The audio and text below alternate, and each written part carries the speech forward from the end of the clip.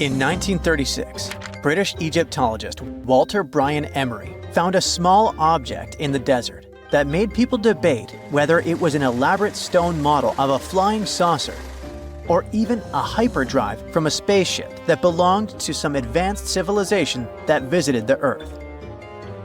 Emery spent years excavating sites along the Nile River Valley, especially in the huge ancient necropolis of Saqqara. He found countless treasures from ancient Egypt, and the most bizarre one was definitely from the tomb of a high official, Sabu. Historians don't know exactly who he was for sure. Some sources say he was a king's son. His burial at Saqqara means he was an important figure in the royal court. There are no records from this early period he lived in, so Sabu's role and fate are still a mystery. Inside his tomb, scientists found 7 funerary chambers, each filled with traditional grave goods: animal bones, flint tools, pottery, ivory objects, and stone bowls. And then there was a strange, broken artifact that became famous as the Disc of Sabu. It resembles a shallow, round-bottomed bowl, but with 3 delicately carved, curved lobes spaced roughly 120 degrees apart around its perimeter. These lobes are separated by 3 holes, and at the center, there's a thin tube. The material used to build the disc is meta-siltstone, or schist. This type of rock is fragile, highly porous, and super difficult to carve. It flakes easily and crumbles under pressure. So how they made the disc out of it with rather simple stone and copper tools from 3000 BCE is still a mystery. The next big question is why they decided to bury Sabu with it. Perhaps if we knew its true purpose, it would make more sense. When it was first discovered, archaeologists thought it was nothing more than a vase, an incense burner, or a ceremonial decoration. But those who took a closer look from the point of view of an engineer decided it could actually be a component of a larger mechanism. An amateur historian made an exact copy of the artifact with a 3D printer, and it turned out that the Disc of Sabu was an ancient impeller, a crucial part of a centrifugal pump. When they put it in a housing and span at high speeds using the small central shaft, the disc was able to displace water.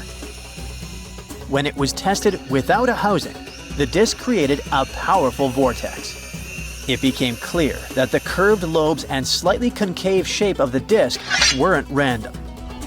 It was probably all engineered to move water with remarkable efficiency, like a powerful pump mechanism.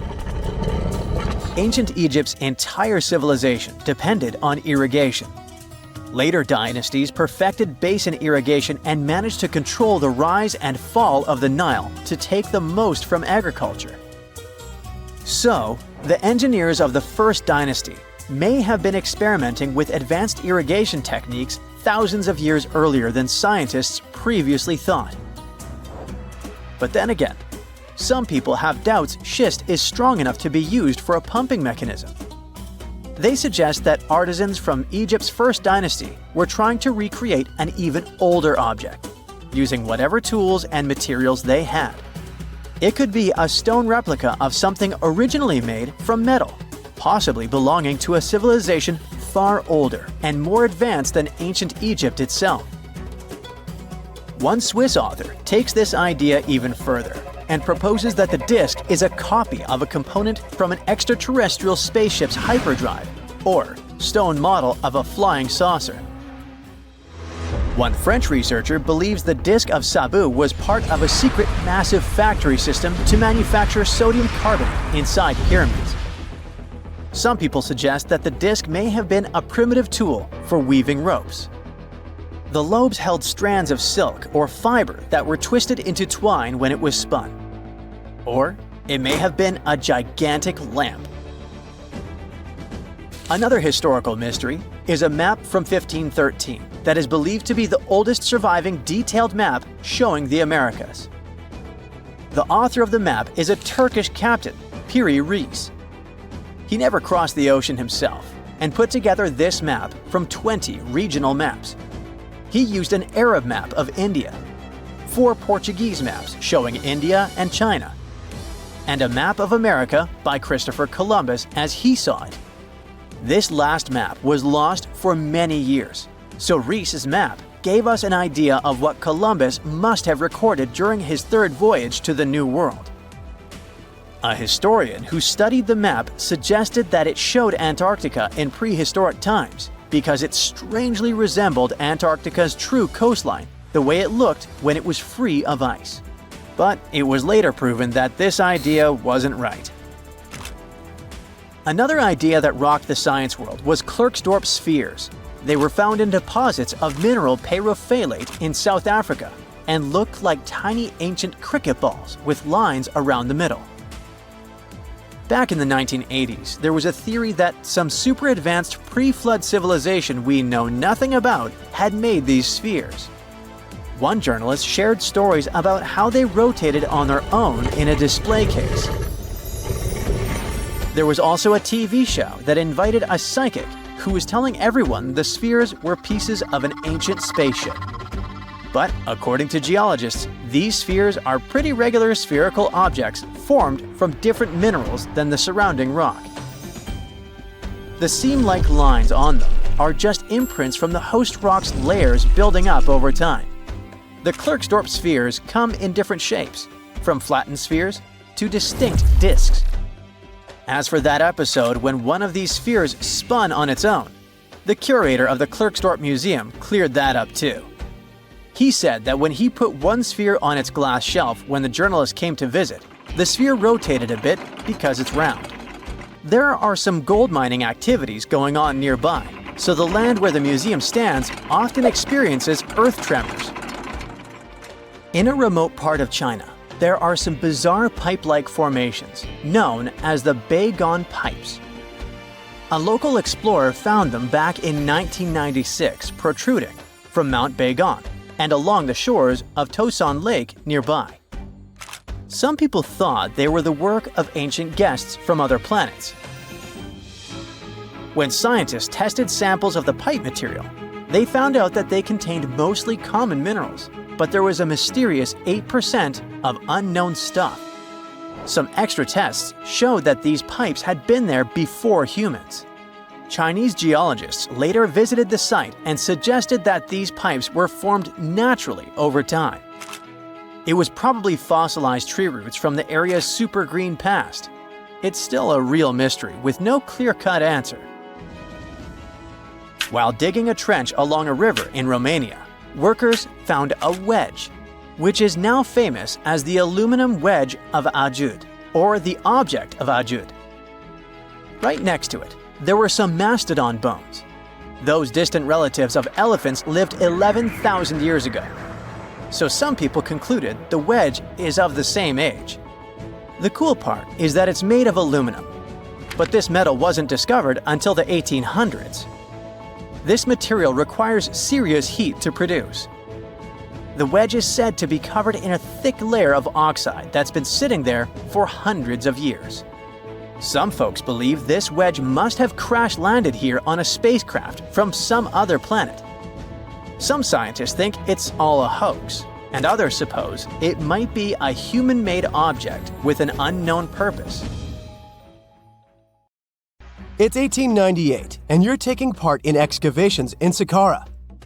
This place, not far away from Cairo, is full of ancient tombs and pyramids. You're in your Indiana Jones mood and hope to find something really phenomenal to become famous. Gold, manuscripts, treasure maps, mummies of famous pharaohs. Wait, a wooden bird? You're really disappointed as it looks like a regular toy. An old one, but still. Little do you know that years later, someone would propose that your bird was actually an ancient monoplane. So the artifact, nicknamed the Saqqara bird, is made of a sycamore tree. The birdie has a wingspan of just 7 inches and weighs around 40 grams. A perfect original souvenir from Egypt, I would say. It's over 2,000 years old and looks pretty plain, without any carvings of feathers or other intricate ornaments. It has a beak and eyes though, which makes our find look like a hawk, the emblem of the deity Horus. Its tail is rather unusual as it's squared, looks weirdly upright, and it seems like the sunken part of it was the place for a now missing piece. Humans love solving a good mystery, so there have been several attempts to explain the use of the birdie. First, quite simply, is that it was a ceremonial object. The second idea is that it was a toy for a child from some well-off family. It could have been some sort of boomerang, which was a popular concept in ancient Egypt. Then there was a theory that the bird had been used as a weather vane. But this one has been debunked as the figure doesn't have any holes or markings, except for the one made at the museum in Cairo to fix the exhibit on a stick. So there was no way to hang it in the past. Almost a century after the bird was found, Egyptologist Dr. Khalil Masiha proposed a new theory that it could have been a model of a monoplane. He believed the bird was missing a horizontal tailplane. Otherwise, it had its wings set at a right angle, similar to that of modern planes. It could have worked to generate the aerodynamic lift necessary for flights. Dr. Masiha also claimed that it was common at that time to place miniature models of technological inventions in tombs. So, did the ancient Egyptians really invent the plane in 200 BCE? That would make the Wright brothers, who are considered the inventors of aviation, really upset. They made one of their first flights only in 1903. There's just one way to know for sure, and that is to test the model. But you know, the ancient museum in Cairo would unlikely let one of their cherished exhibits fly around like a toy. That's why glider designer Martin Gregory built a similar model, this time of balsa wood, and concluded that even with the missing tailplane, the plane wasn't much of a flyer. Case solved? Not really. This didn't sound convincing enough to the History Channel, so they invited an aerodynamics expert to build another replica of the bird. He tested it in weather conditions similar to those in Egypt and was impressed with the little plane's abilities. So, if they did invent the prototype of a plane back in the times of pharaohs, it would be a good example of an oupart. That's an out-of-place artifact, an object that's way ahead of its time in terms of technology or history. And the Saqqara bird isn't the only example of such a revolutionary concept. In 1901, a group of divers retrieved the Antikythera mechanism from an underwater shipwreck near the Greek island of Antikythera. It's been dubbed the world's first analog computer, and it's currently dated around 100 BCE. The bronze mechanism could tell the position of the sun, moon, planets, and stars, as well as the lunar phase, the dates of upcoming solar eclipses, and even the speed at which the moon moves through the sky. No one's sure who used it and how or where it was made, but it's obvious that it's extremely precise and way too advanced for its time. The first flushing toilets in the world were invented in the middle of the 20th century. Just kidding. The ancient Minoans on the Mediterranean island of Crete and the Indus Valley civilization both came up with this brilliant invention at the same time, around 4,000 years ago. The plumbing and sanitation were so well done that no one managed to design anything better until 2,000 years later. One ancient Minoan lavatory was discovered at the Palace of Knossos. It looks like it had a wooden seat set over a tunnel that directed water from a rooftop reservoir to an underground sewer. Other varieties got water from jugs. Only the super rich people could afford all this glory. So if you wanted to shop for real estate back then, the flushing toilet would be a telltale sign you were in the rich neighborhood. Automated doors became a cool, seemingly new invention back in 1931. But the technology behind them is actually much older. Think the 1st century CE old. Mathematician and engineer Heron of Alexandria came up with a hydraulic system to open and close temple doors. To bring it into action, you need to light a fire to produce heat. There was a brass pot under the fire, half filled with water. The inventor connected the brass pot to containers that acted as weights. When the fire was burning, the water moved into the containers. They went down and pulled the ropes. It was nothing like a supermarket door that opens in front of you before you even have time to think. Heron's door took hours to open, and there was no way to stop the process. That's why they only opened the doors once a day before people entered the temple, to add some mysticism at the temple during ceremonies. Spooky.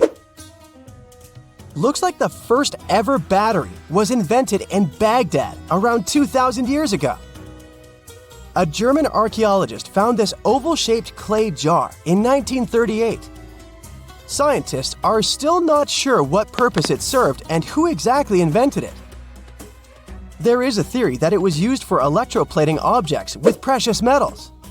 When they filled it with a weak acid like vinegar, the battery produced around 1 volt of electricity. Another theory says it was a vessel for sacred scrolls. Would you like to buy contact lenses designed by Leonardo da Vinci himself? In 1508, he invented a glass lens with a funnel on one side. You were supposed to wear it with water inside to improve your vision. Sounds a bit uncomfortable, doesn't it? So, around a century later, French scientist René Descartes decided to improve the idea and make the cornea contact the future lenses. Contacts because they contact your eyes, get it? The glass tube with liquid did help improve vision, but blinking was sadly impossible. 2.5 centuries later, new technologies in the glass industry let scientists design contacts that would fit in the eye and even let the wearer blink. Thanks, guys! Still, those lenses were made of heavy blown glass and didn't let the eye breathe. About 50 years later, contacts became plastic, lightweight, unbreakable, and scratch-resistant, but still covering the entire eye.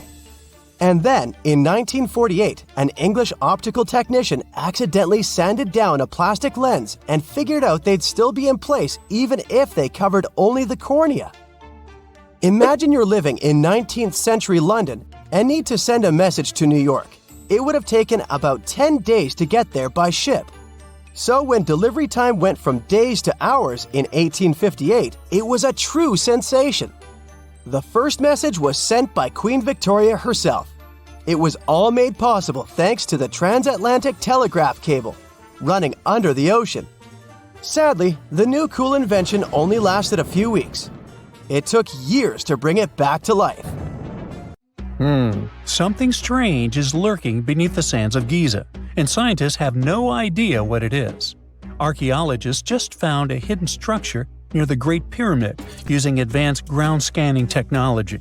What's inside? Nobody knows, but excavations are already underway. The Great Pyramid of Giza is one of the most famous monuments on Earth, but it doesn't stand alone. It's surrounded by an ancient necropolis, a massive royal graveyard filled with tombs and monuments. They belong to pharaohs, nobles, and other high-ranking officials. Most of these tombs are above the ground. They're called mastabas, rectangular, flat-roofed tombs built from limestone or mud brick, and they've been studied for decades. But from old movies, we know that these weren't simple graves. They have deep vertical shafts leading to underground burial chambers, where the past was sealed away for eternity. And recently, archaeologists found one curious empty space in the cemetery, a completely unexplored patch of ground. No mastabas, no visible ruins, nada. For years they ignored it, but between 2021 and 2023, they decided to investigate. They didn't dig though. Instead, they used a technology that kind of acts like X-rays for the ground. These radars let scientists see the secrets hidden there. And there was something hidden beneath the sand, something deliberately buried and forgotten. A two-part underground structure. One part was shallow and L-shaped. It's about 33 feet long and buried just 6.5 feet deep. But below that, a deeper, more mysterious anomaly, a structure completely different from anything else in the area. They called it a highly resistive anomaly, which means it's dense and solid, likely made of stone, sand, or even metal. And still, no one has a clue what's inside it. Now, it's clear that humans made the L shape, It wasn't formed by nature, and the shallower structure might have been an entrance to whatever is hidden below. But they only have some theories about what might be hidden there. It's also filled with sand and gravel. It was probably deliberately backfilled after its construction, perhaps to preserve this. Why? Well, we don't know yet. The archaeological team will need to excavate to understand what exactly this thing was and why it was built. The first guess is a lost burial chamber. Many tombs in Giza have underground burial sites, but most have clear surface markers. This one, for some reason, has nothing, but it could be one of them. The second guess is an ancient offering chapel. Egyptologists know that some chapels were built in this shape, but usually they were above ground, not buried like this. And finally, it might be something we've never seen before. If this turns out to be a new type of structure, it could rewrite what we know about the burials of pharaohs. The only way to know for sure is to dig it up, and that's exactly what's happening right now. Excavations are already underway. Archaeologists are racing against time to uncover the truth. But there's a real danger there too. Giza's fragile ancient structures need to be handled carefully. Otherwise, they could be damaged beyond repair. So all we can do is wait for the truth. Now, these tombs always held fascinating mysteries. Unfortunately, we'll never learn tons of these mysteries because of some relentless tomb robbers. Egyptian tombs were built to guard the bodies for eternity.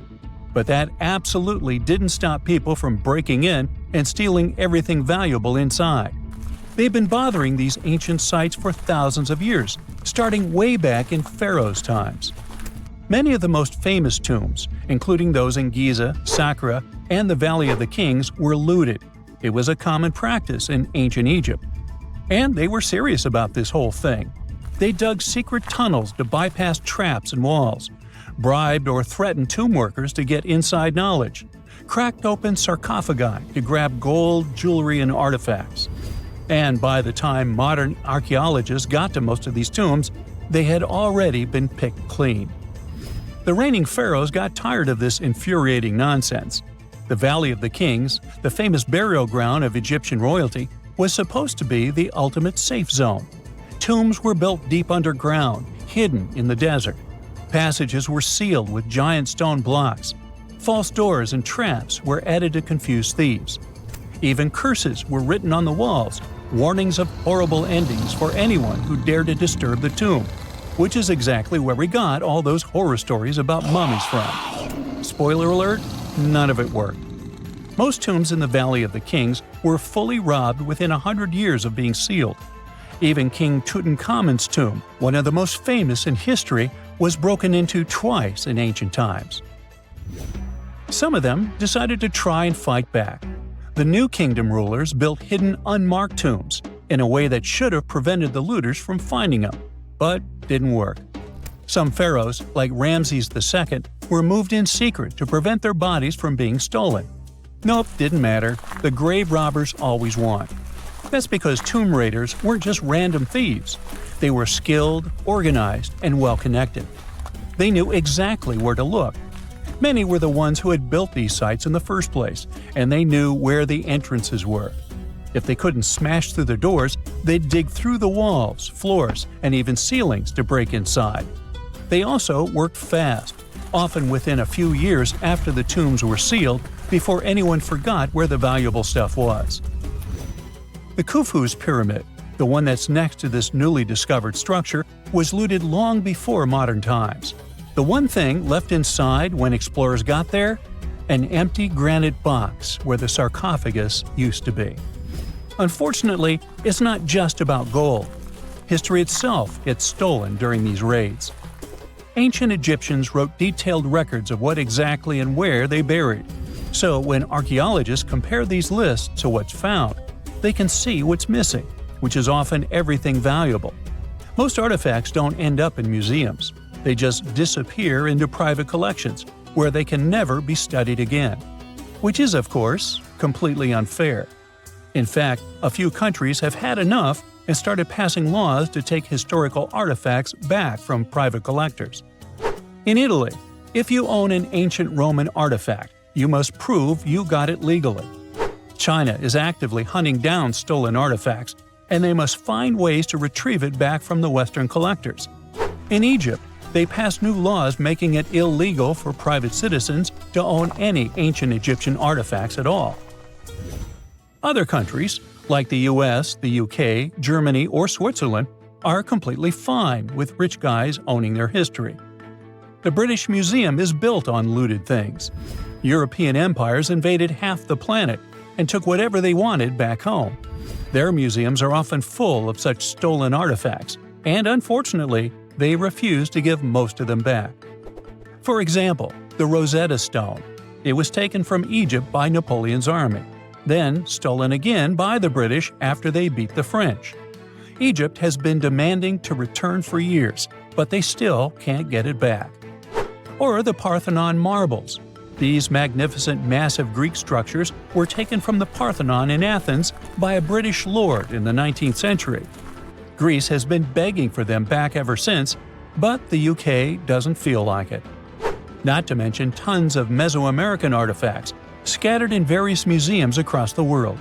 European explorers raided Mayan and Aztec temples, took statues, jewelry, and sacred objects, and now Mexico is fighting to get them back. Well, wouldn't it be surprising even if this mysterious underground chamber has somehow been looted already? But if it's a newly found place, could it be one of the few that escaped the hands of grave robbers? Could there still be ancient artifacts, untouched for 4,500 years? We can only hope that those guys didn't get there first.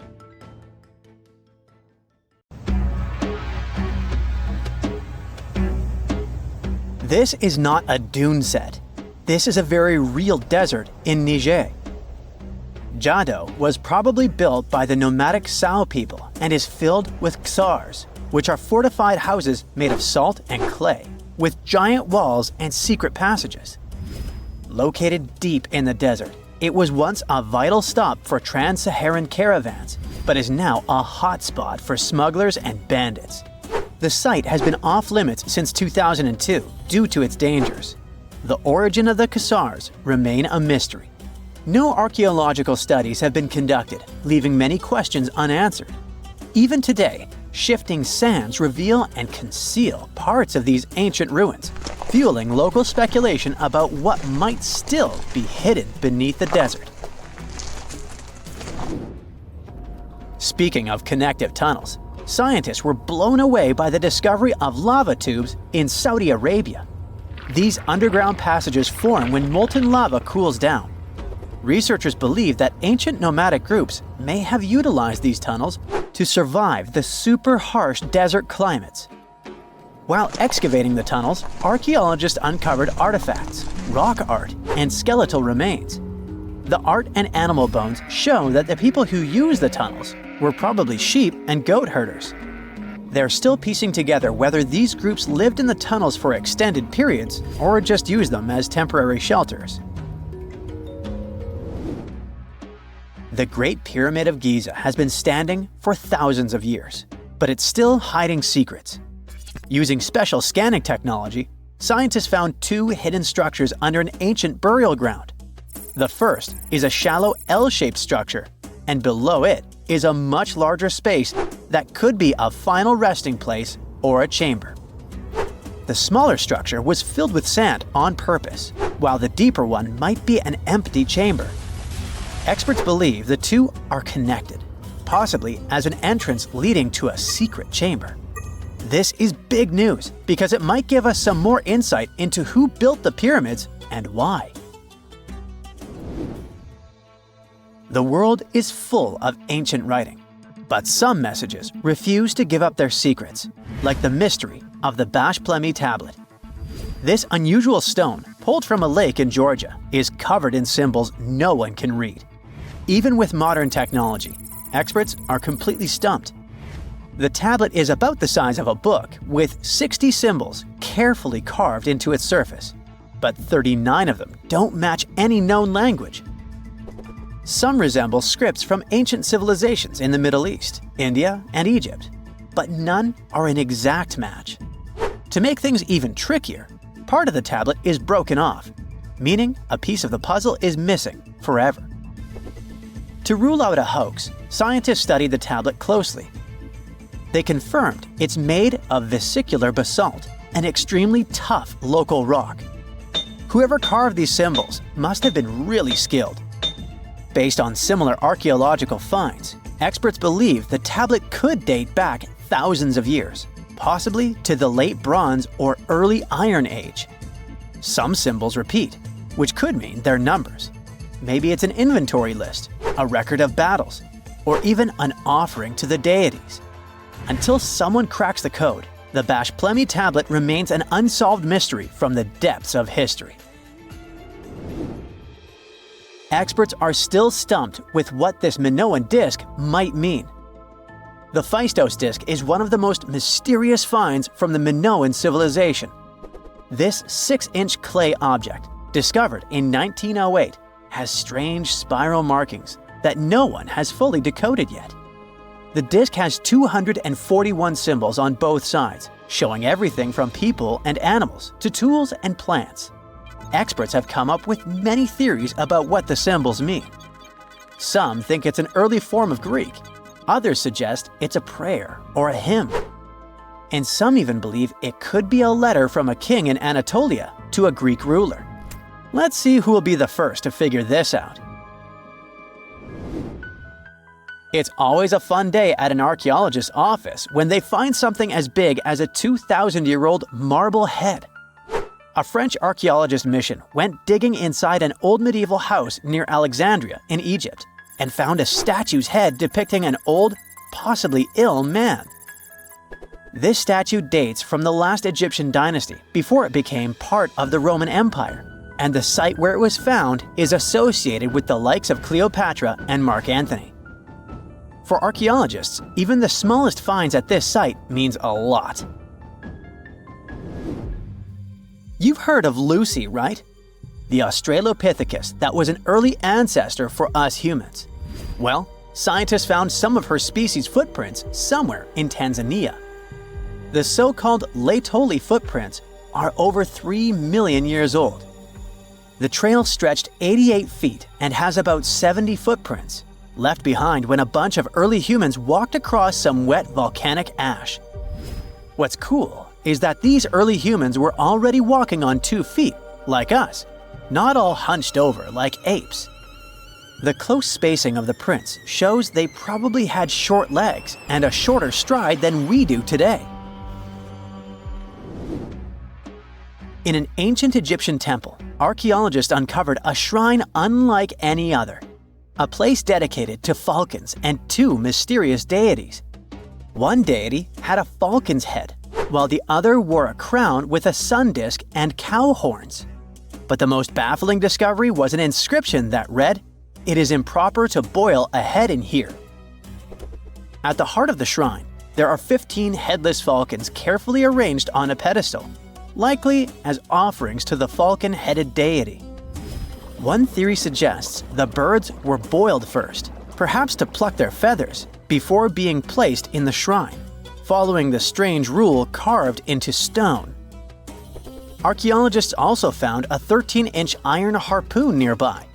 Its true purpose remains unknown, although the shrine also held remains of fish, mammals, and bird eggs, suggesting that the rituals may have included feasting.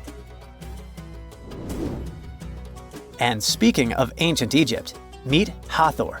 Scientists named her after the ancient Egyptian deity of motherhood, music, and singing. This wooden statue, housed at the Metropolitan Museum of Art, was thought to be just a beautiful artifact, until a surprising secret was uncovered. Using an X-ray machine, experts found a mechanical operating system inside it, with pulleys and axles connecting her shoulder to her left leg. When activated, the system made her hand raise and lower, an engineering marvel from over 3,000 years ago. The statue was created during Egypt's Middle Kingdom, around 1800 BCE, and is often compared to 19th century automata due to its advanced design. It's believed the statue was used in religious ceremonies, symbolizing Hathor's role in dance and music. An unexpected discovery happened in northern Kuwait. where a Kuwaiti-Polish team uncovered a mysterious 7,500-year-old statue. The statue features an elongated skull, no mouth, narrow eyes, and a flattened nose. This feature is thought to be an Ophidian figurine, named after the Greek word for snake, and it was likely made by the Ubaid culture, a civilization known for their pottery skills. While no one knows exactly what role this weird statue played, it might have been linked to rituals or symbolic practices. Some scientists think these figurines, found in homes or final resting places, were tied to important cultural beliefs. We couldn't mention unresolved mysteries of this world without speaking about these elongated skulls. In the deserts of Peru, researchers uncovered 5 ancient skeletons, 2 with unnaturally elongated skulls. While head shaping was common in many cultures, these skulls defy explanation. Local legends tell tales of the so-called gentiles, a mysterious race banished underground by the powerful deities. Some say this is what the skulls represent. Others think this is some type of genetic anomaly, which was confirmed after finding an infant skull, too large to be artificially shaped. They found the tomb of a royal doctor who lived over 4,000 years ago, a man who held pharaohs' lives in his hands. This man knew secrets that only deities and kings were allowed to hear. And yet, when they opened his tomb in 2024, there was no body, just vivid paintings, untouched by time, and cryptic symbols carved into stone. Who was he, and why was he buried with spells linked to a scorpion deity? The tomb was buried deep beneath the sands of Saqqara. The doctor's name was Nebu. He lived around 4,100 years ago, during one of Egypt's most mysterious turning points, right at the edge of glory and collapse. These were the final days of Egypt's Old Kingdom. The sun still glinted off freshly built pyramids, but the shadows were already creeping in. The pharaoh, Pepi II, had ruled longer than anyone before him, 90 years.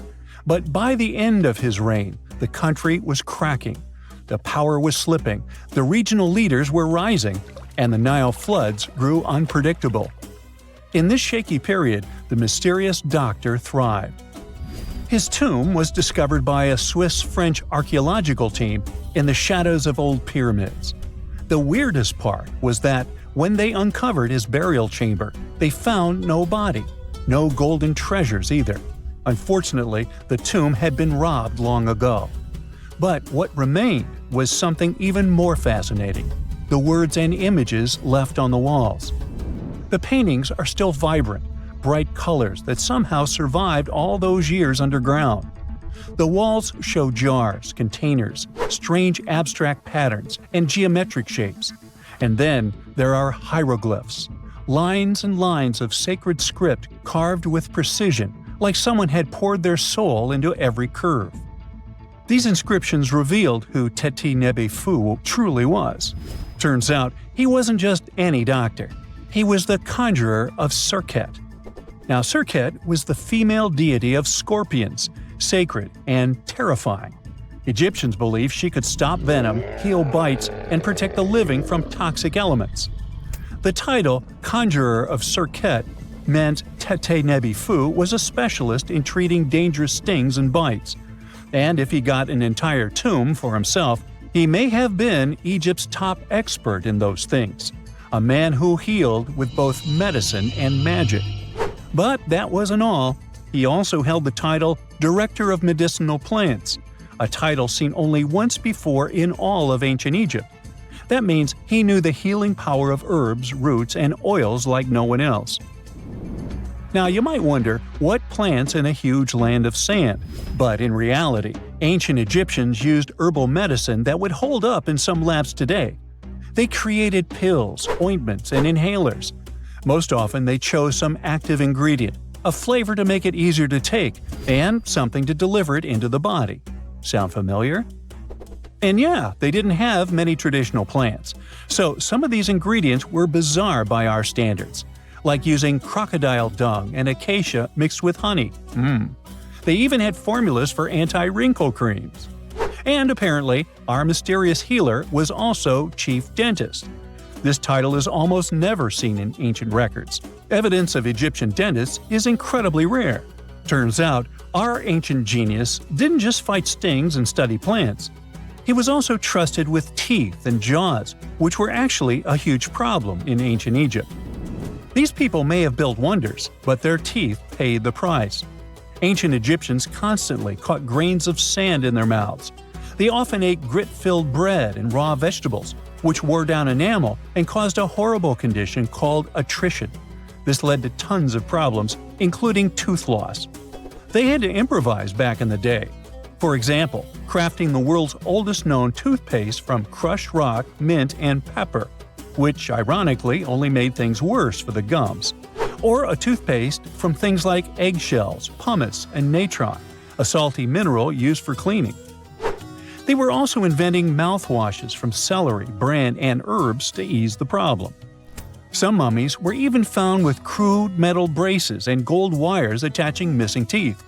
Though we're not sure if these were for the living, or was it just a nice little addition added as an afterlife gift. So, Teti Nebu specialized in all these fields. 3 rare titles for one man.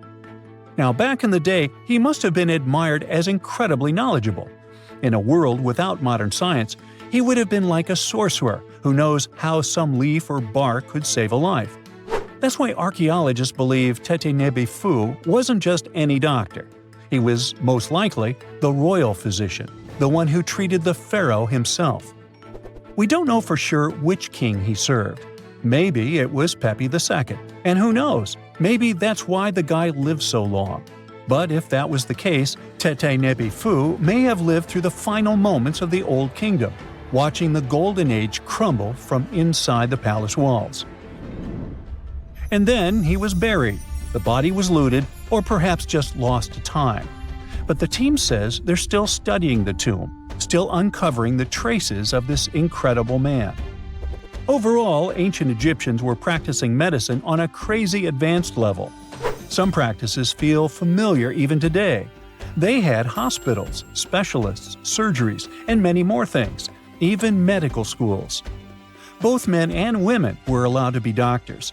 They healed with various methods and practiced surgery with actual tools, scalpels, forceps, even sutures. Some doctors treated only the eyes, others the teeth, the stomach, or even what they called the hidden diseases. They knew how to clean and dress wounds, could set broken bones using splints made of wood or reeds wrapped in linen, and even prevented infections.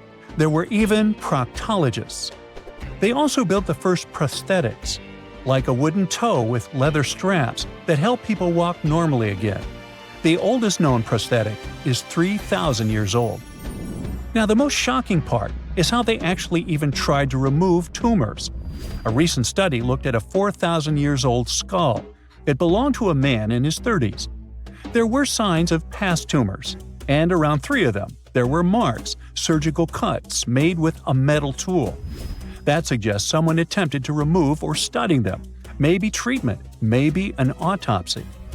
There was another skull of a woman over 50 years old. It also showed similar signs, but with healed fractures from an earlier injury, which is amazing because her treatment might have actually been successful. Being a healer in this society meant something powerful. It meant being a priest, a scientist, and a magician all at once. To ancient Egyptians, medicine was a necessary art, and they treated it with as much reverence as they did their deities. That's because they believed that sickness could be both physical and spiritual. So a doctor could recite a spell while applying a salve, and a lot of their treatments worked. The reputation of doctors in ancient Egypt was so strong that leaders from other parts of the ancient world, like Persia, actually sought them out. Even Homer, the Greek poet, once said the Egyptians were the most skilled healers of all. Of course, their understanding of the human body wasn't perfect. For example, they thought the heart controlled thought and emotion. They also didn't know what the brain really did. But their approach, observe symptoms, diagnose, and treat, well, that's modern medicine. Sure, they prayed over the wound, but they also healed it, didn't they? Their most famous physician was Imhotep, That guy was a true polymath, an architect, priest, and a healer who became so revered he was later worshipped as a deity of medicine. Yep, a human who was so cool they turned him into a deity. He lived 2,000 years before Hippocrates, the so-called father of medicine. And yet, some people joke we should drop the Hippocratic Oath altogether and swear an Imhotepic Oath instead. These people weren't just laying the foundations of pyramids, they were laying the foundations of healthcare. Imagine you were chosen to answer one of history's most important questions. What was the first civilization on Earth? The job description is simple, yet the task is extremely challenging. You need to unearth the proof of the world's first official civilization. Was it the Sumerians in Old Mesopotamia? Or was it the ancient Egyptians spread out along the Nile River? Not to make you nervous or anything, but history is quite literally in your hands. Good luck! Since you can't turn back the clock and visit Old Mesopotamia to get the answers to your questions, you'll need to research museum databases in order to get some clues. First things first, we need a definition of what is considered a civilization. It's not just thousands of people grouped together and living harmoniously. There are some key elements that together make a group of people a civilization. Like, for example, the domain of urbanism, aka city building, irrigation systems, and writing. You decide to begin your search by diving deep into the history of the Sumerians, which today hold the position of the world's first civilization. Now, imagine being the first of your kind. This means having no external examples. Rather, it means starting from scratch. First thing you'll need? A piece of land. And since there were no active water companies in the world at that time, you'll need a piece of land with easy access to water. So, the Sumerians settled between two major rivers known as the Euphrates and the Tigris in southern Mesopotamia around 5000 BCE. Fun fact, Mesopotamia translates to the land between two rivers. On a modern-day map, it's more or less where Iraq is situated today.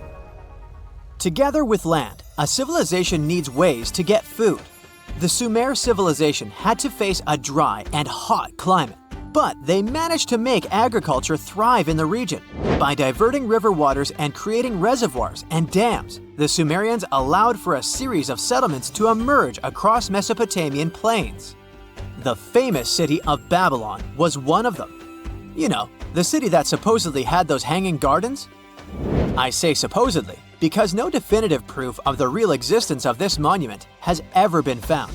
However, it was considered one of the 7 wonders of the ancient world, and cited as a remarkable feat of engineering in an ancient book published around 290 BCE. Although no record was found of the Gardens of Babylon, the Sumerians were recognized as extremely skilled builders. Their cities were filled with mud brick constructions, and the most impressive ones were known as ziggurats, stepped pyramids that were built for spiritual purposes. The Sumerians built a trade network to supplement scarce resources and started to exchange goods with civilizations rising nearby, like Anatolia and Egypt. The beginning of trade was what drove the Sumerians to develop what is believed to be the world's first writing system. It began as a simple system, likely dating back to 3400 BCE. In this system, each syllable was represented with a drawing. Later, it gradually evolved into a fully formed cursive writing system. Don't believe me? Take a look at this piece from the Babylonian times. This huge basalt plaque is called the Hammurabi Code. It's known to be humanity's first collection of written laws. As far as the story goes, it was carved in volcanic stone around year 1760 BCE. Look at the precision of these carvings. It's quite astonishing. But the content is also surprising, since these 282 rules vary from commercial regulations to strict laws of justice. The thing is, historians don't have a consensus on whether the Sumerians were really the first ones to invent writing. Some think it might have been old Egyptians. Let's pause here. Ancient Egyptian settlements are believed to have started around the year 5500 BCE, which is earlier than the Sumer civilization. But remember I said a civilization needed a few things before it was considered as such. Ancient Egypt consisted of several smaller city-states, such as Memphis, Abydos, and Thebes, spreading out along the Nile River. It wasn't until 3000 BCE that Egypt was unified under one kingdom and lasted as an empire until nearly 1000 BCE. Although there is no consensus on this, some Egypt experts believed that it could have been Sumerian immigrants that founded early Egyptian settlements. The proof could be the presence of cylinder seals made of hard stone, something that was widely used in Sumer. These seals were used to guarantee authenticity in legal transactions, but it's hard to say whether this method was introduced by Sumerian immigrants or simply by trade. Since the time period is not one of the criteria we can use to determine who came first, we'll have to turn to something else. But what? Like the Sumerians, the Egyptians were also highly skilled builders. Duh, they built the famous Giza pyramids and many others all over their territory. In order to enhance their building techniques, they delved into developing a more profound understanding of mathematics. They developed a new form of measurement called the cubit, which was the equivalent of an arm's length. The Great Pyramid, for instance, is 440 cubits per 440 cubits. They were also innovative astronomers, combining their mathematical skills with attentive astronomical observation. They were the first civilization to use a 24-hour division of the day. And they even created a solar calendar, which was the first dating system in history to feature 365 days in 1 year. Okay, it's undeniable how impressive they were. But some experts say that the dispute has to be settled through the comparison of their writing systems. Hieroglyphic writing, the first Egyptian style of writing, is said to date back to 3000 BCE. It was a composition of over 700 symbols, which were carved in stone. For a long time, researchers believed that the Sumerian writing had come before Egyptian, but in a recent discovery made by Yale researchers claims otherwise. Archaeologists have discovered a panel of 4 signs that are believed to have been written around 3250 BCE. Oh, and they've also found another rock drawing depicting a pregnant elephant that can date back to 4000 BCE. Now, there's also a third possibility that fewer people seem to mention: the Indus Valley Civilization, also known as Ancient India, located around the area of modern-day Pakistan and India. The Indus Valley Civilization is also a contender for the oldest civilization due to the uncertain historical origins of the Hindu collection of texts known as the Upanishads. The Indus Valley Civilization flourished around 3000 BCE, but records show that people in the Indus Valley were trading with Mesopotamians as early as 3500 BCE. Now, wait a minute. How is it possible? No, they weren't time travelers. This isn't a sci-fi movie. There already were agricultural settlements in the area that were slowly growing into bigger cities, such as Harappa and Mohenjo-Daro. Ancient Indian cities were sophisticated, filled with baked brick homes built in a grid system. These ancient cities even had draining and sewage systems that connected most homes and used gravity to carry waste outside of the city.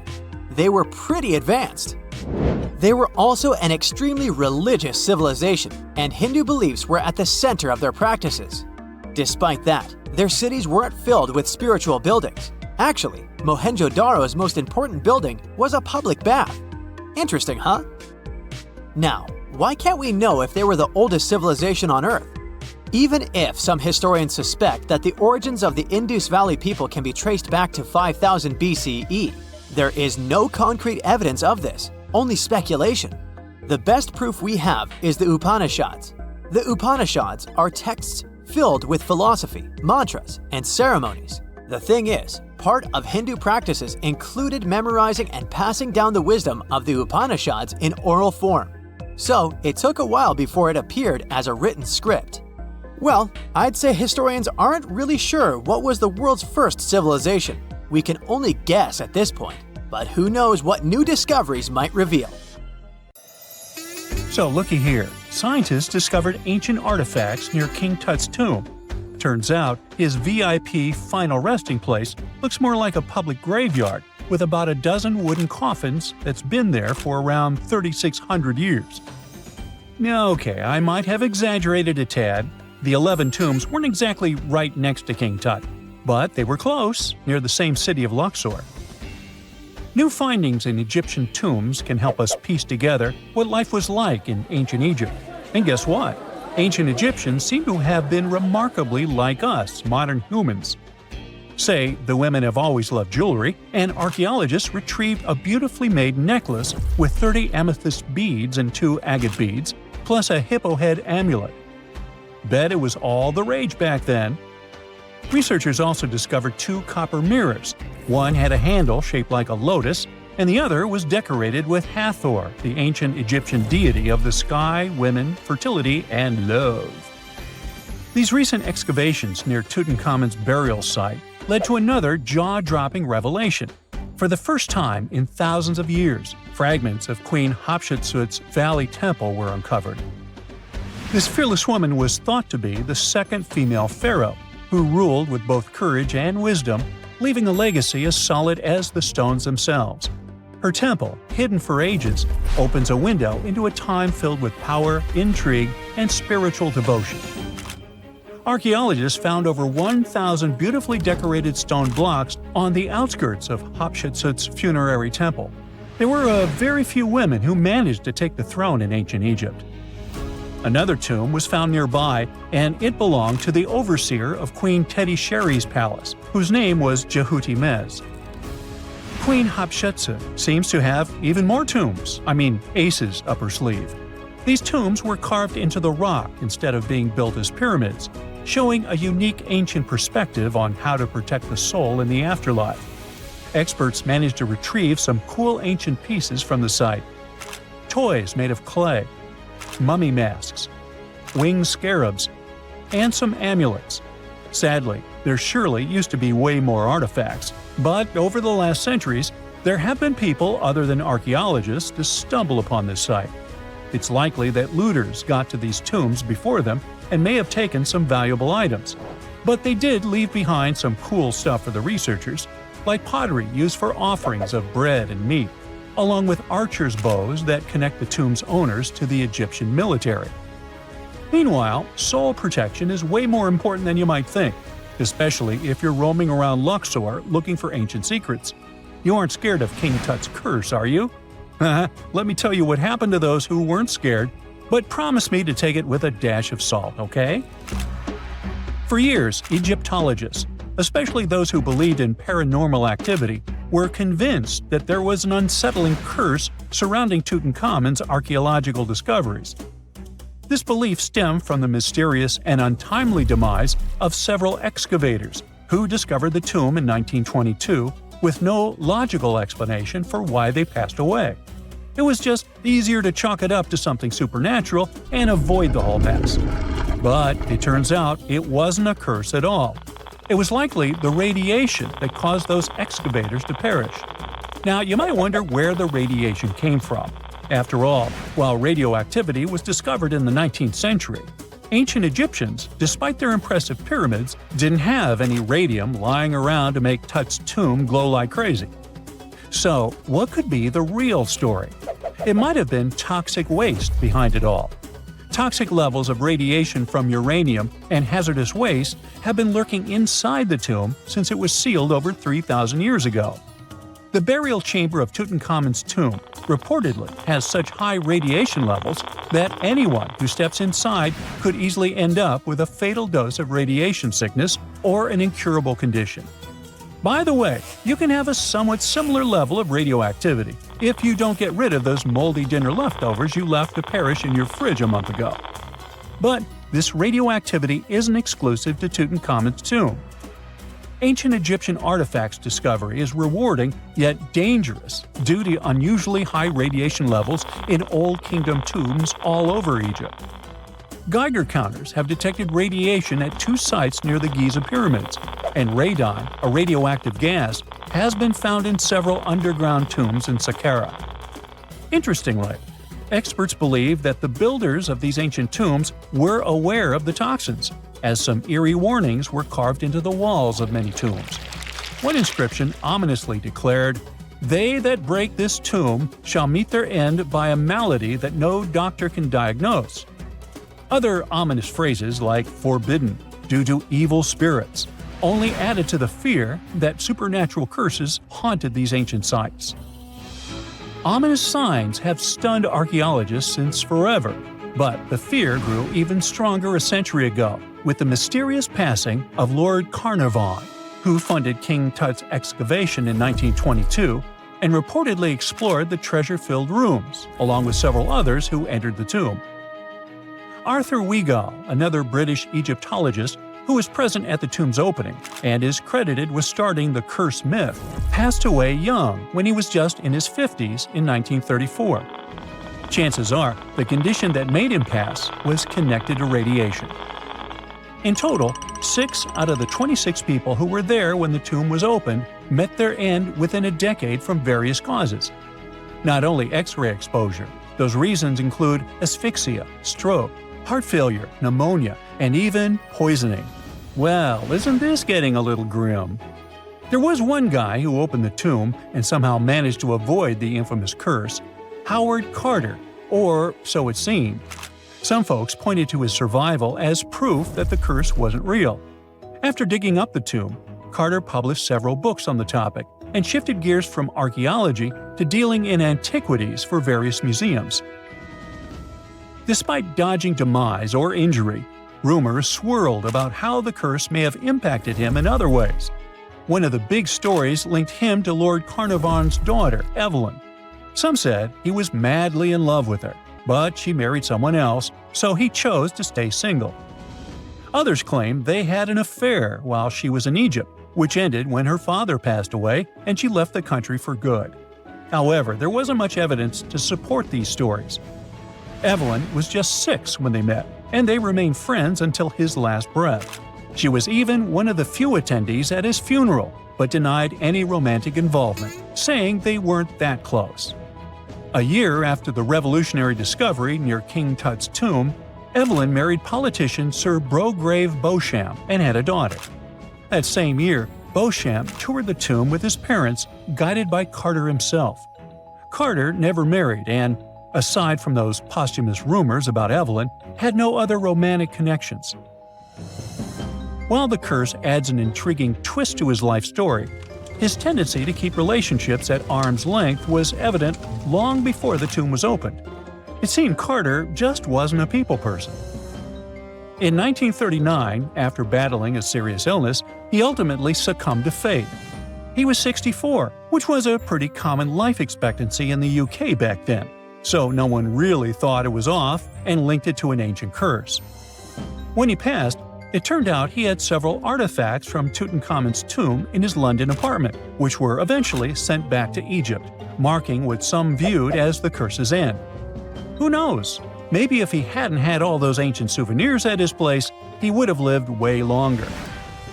But all the other demises might seem off. The curse theory was likely fueled by some strange events during the excavation. Carnarvon got a mosquito bite that became severely infected, and around the time they opened the tomb, Cairo experienced a bizarre power outage and a freak sandstorm. Back in England, the Earl's dog, Susie, managed to escape from Carnarvon's house and began barking frantically at seemingly nothing. At least that's what the staff and family saw. Strangely enough, at the very moment her owner's heart stopped, Susie started howling and fell down without showing any signs of life. Maybe radiation didn't play a crucial role after all, and those were indeed ancient artifacts from King Tut's tomb that made them all perish. Spooky, huh? If there's a question that still baffles archaeologists to this day, it's this one. How did the ancient Egyptians build those magnificent pyramids? As far as we know today, their resources were quite limited, especially in terms of tools and building materials. We still don't have a fully satisfying answer, but hey, we've got some pretty amazing theories worth considering. The leading contender among these theories involves the clever Egyptians employing a sneaky strategy. Now picture this. They constructed a slanted and curving mound made of bricks, earth, and sand encircling the pyramid to be. As the pyramid grew taller and taller, they simply increased the height and length of this wacky structure. It's like they were playing an ancient game of Jenga.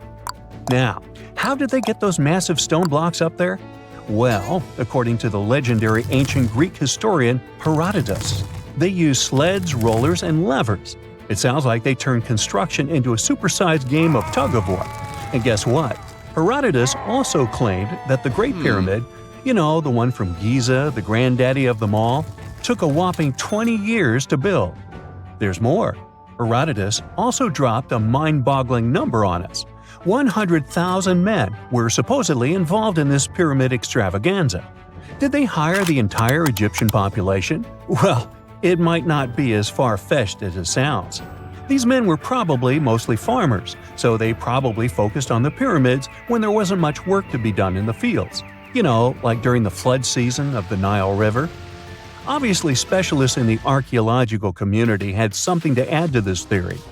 By the late 20th century, they discovered some evidence that suggests the workforce might have been smaller and more permanent than previously thought. Instead of a massive army of 100,000 pyramid builders, they proposed that a modest crew of around 20,000 workers, accompanied by support personnel like bakers, physicians, and even spiritual leaders, could have gotten the job done. There was also this theory that claimed that the pyramids were actually built from the top downward. It suggested that these colossal structures were nothing more than isolated hills used as quarries. The stones were supposedly drawn from these hills, and over time, competing engineers took charge and transformed them into the iconic pyramids we know today. Now, before you dismiss this theory as a wild fantasy, some folks thought it wasn't completely crazy. After all, there are instances where isolated hills exist, so maybe this theory had a tiny glimmer of truth. Whether it involved ramp building or ingenious work schedules, one thing is clear. Those pyramids have definitely left their mark on history and on our imaginations. Now, speaking of ancient Egyptian mysteries, there's this gigantic unfinished obelisk sitting in ancient Egypt, and scientists are trying to figure out how it was shaped. Now, some people suggest that our industrious ancestors used handheld pounders to get the job done. One expert has a different take on the matter, though. He argues that if we take a closer look at the pattern left behind by the shaping tool, we'll notice something peculiar. The walls of the trenches surrounding the obelisk display a neat and even pattern, which is pretty unlikely if they were pounded away by mere mortal hands. According to this expert, those horizontal striations are usually the result of a tool that takes breaks while removing material, leaving its mark on the surface. But wait, there's more. Imagine the tool being rocked back and forth against the trench walls, clearing away the waste to keep the trench from narrowing. Well, in that case, the tool might have left some funky horizontal striations where it was pressed against the sidewall. This sounds like some fancy technology at play, don't you think? And guess what? The dynastic Egyptians probably didn't have access to that kind of know-how. Another famous Egyptologist from way back also uncovered a bunch of core drills during his adventures. Although the actual drill bits are missing, his collection houses these particular core remnants made of limestone, alabaster, and even granite. These constructions aren't the only amazing thing the ancient Egyptians left behind, though. As it turns out, the Egyptians were the genius minds behind the creation of the handheld mirror. Yeah, that little mirror you use every day to check yourself out. But here's the twist. These mirrors are like pieces of art. They were decorated with inscriptions and figures. But that's not all. The Egyptians had a serious concern with their appearance. They knew the importance of personal hygiene and looking fabulous. So, in their quest for pearly whites, they invented toothbrushes and toothpaste.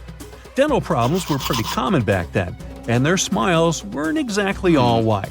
Dentistry wasn't their strongest suit, you see. Maybe their minds were distracted by all that pyramid building. So that doesn't mean those ancient toothpaste recipes weren't amazing. One delightful concoction included rock salt, mint, dried iris petals, and pepper. Some brave dentists in the 21st century tried it out, and it worked pretty well. Ground-up ash was also used in another recipe to create a tooth cleansing paste. Mint was missing, so that didn't do much for their breath. That's when the genius Egyptians came up with the world's first breath mints. They made tablets from heated spices like cinnamon, and they mixed it with honey. Now, let's shift gears to home decor, Egyptian style. They surely took ornamentation to the next level. While the concept of decorating furniture started in Mesopotamia, the Egyptians cranked it up a notch. They went all out with different colors of ink and even developed various weights of paper. Oh, and let's not forget about those cute little area rugs we all have in our homes today. Guess who came up with the idea? Yep, the Egyptians. They used the versatile papyrus plant to make those cozy rugs. And speaking of trends, the Egyptians loved their knickknacks. They had an assortment of small figurines in the shapes of cats, dogs, and people. These statues were made from various materials, like simple sun-dried mud to the ultimate bling of gold. It all depended on how loaded you were. The Egyptians were also all about farming, and they knew that clean water was crucial for their crops and animals. That's why they came up with some nifty inventions and techniques to make sure their land was fertile and their plants were happy. First off, they had the genius idea of using ox-drawn plows. They had two types of plows, heavy and light. The heavy plow would strut its stuff, cutting deep furrows in the soil, while the lighter plow followed behind, fluffing up the earth. But they didn't stop there. After plowing, the Egyptians would break up clumps of soil and sow the rows with seeds. To give those seeds a good old squish into the furrows, they'd march their livestock across the field, effectively closing up the furrows. But hey, all that hard work would be pointless if their seeds were as dry as the Sahara. That's where irrigation comes into play. The Egyptians were so good at it that other cultures, like the Greeks and Romans, couldn't help but copy their techniques. Now let's switch gears and talk about the marvelous architecture of ancient Egypt. These folks weren't just skilled farmers, they were also architectural maestros. They built these fancy canals to carry water to farms and villages, and boy, did they know how to make those canals look pretty. Just imagine strolling along a canal lined with ornate structures. The pharaoh Ramesses the Great was quite the overachiever when it came to construction. One of his mind-blowing creations was the construction located at Abu Simbel. This building was designed so that twice a year, the sun would shine directly into it and illuminate the statues of Ramesses. And let's not forget about the corbelled arch. Without this architectural gem, we'd be missing out on some mind-boggling structures like the Great Pyramid. The Egyptians knew how to make things stand tall and proud, thanks to their engineering and construction wizardry. They built grand halls and inner sanctums that make your jaw drop. And some of these temples doubled as astronomical observatories.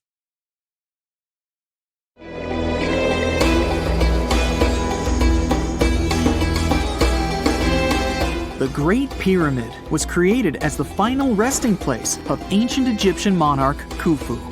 According to legend, French leader Napoleon entered the Great Pyramid and came back out looking shaken and super pale. He never revealed what he saw inside, but whatever it was is said to have affected him for the rest of his life.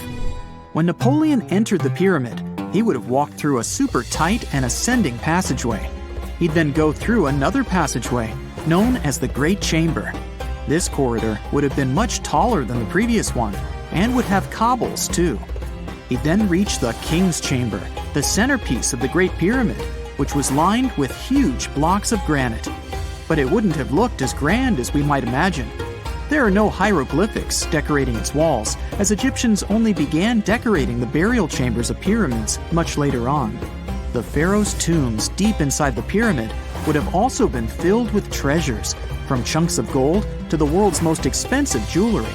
But this would have all been looted a long time ago. The only thing that probably would have been left in there would have been a huge sarcophagus, which would have once contained the king's mummy. He'd also have to walk past the queen's chamber. This room most likely didn't hold any queens though, as pyramids were usually only built for one person. There are mysterious tunnels leading from here. To this day, no one is really sure what they're there for.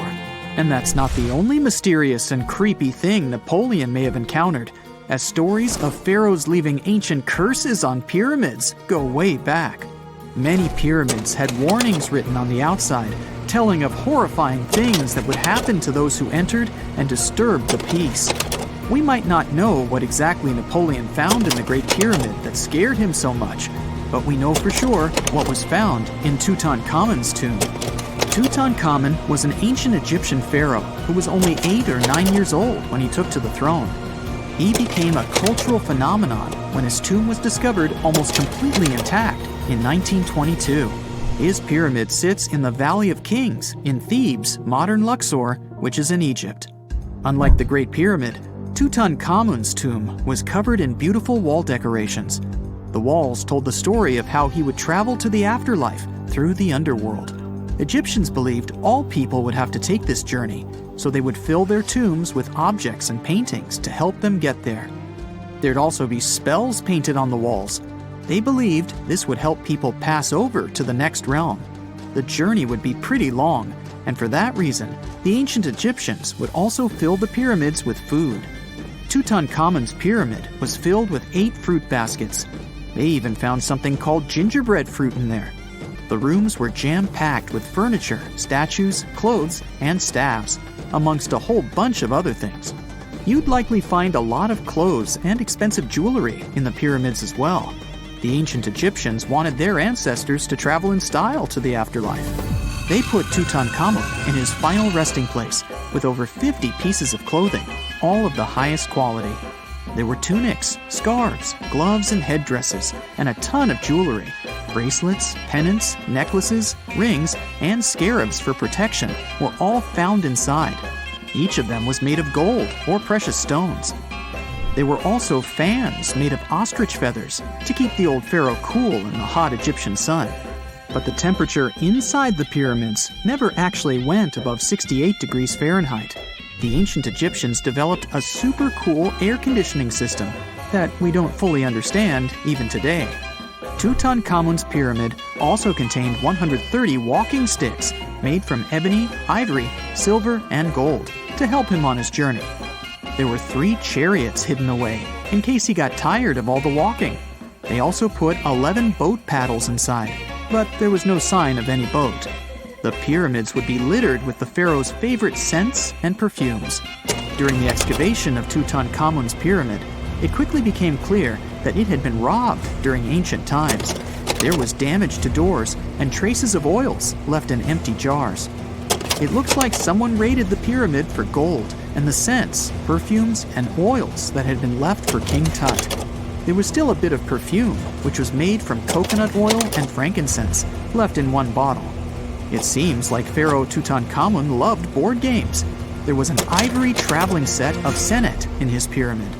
Although we don't know for sure exactly how to play it, we have figured out it was sort of an ancient Egyptian version of backgammon. It looks like it was a 2-player game where the goal was to knock your opponent off the board. Not really sure who Tutankhamun's mummy was supposed to play with, though. The ancient Egyptians had some rituals that may seem pretty strange to us. For example, they used to shave their eyebrows off if they ever lost a cat. So it's not too surprising they put some really weird things inside pyramids.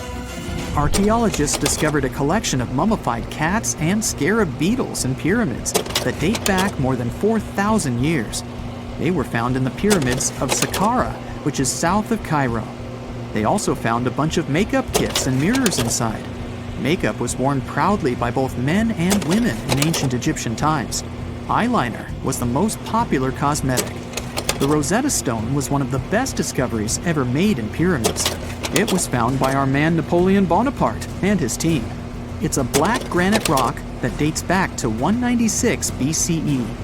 It's transcribed in Greek, Demotic, and hieroglyphic.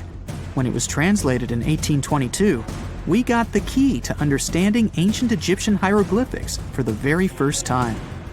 The discovery of Queen Hatshepsut's mummy in 1903 changed our understanding of the Egyptians forever.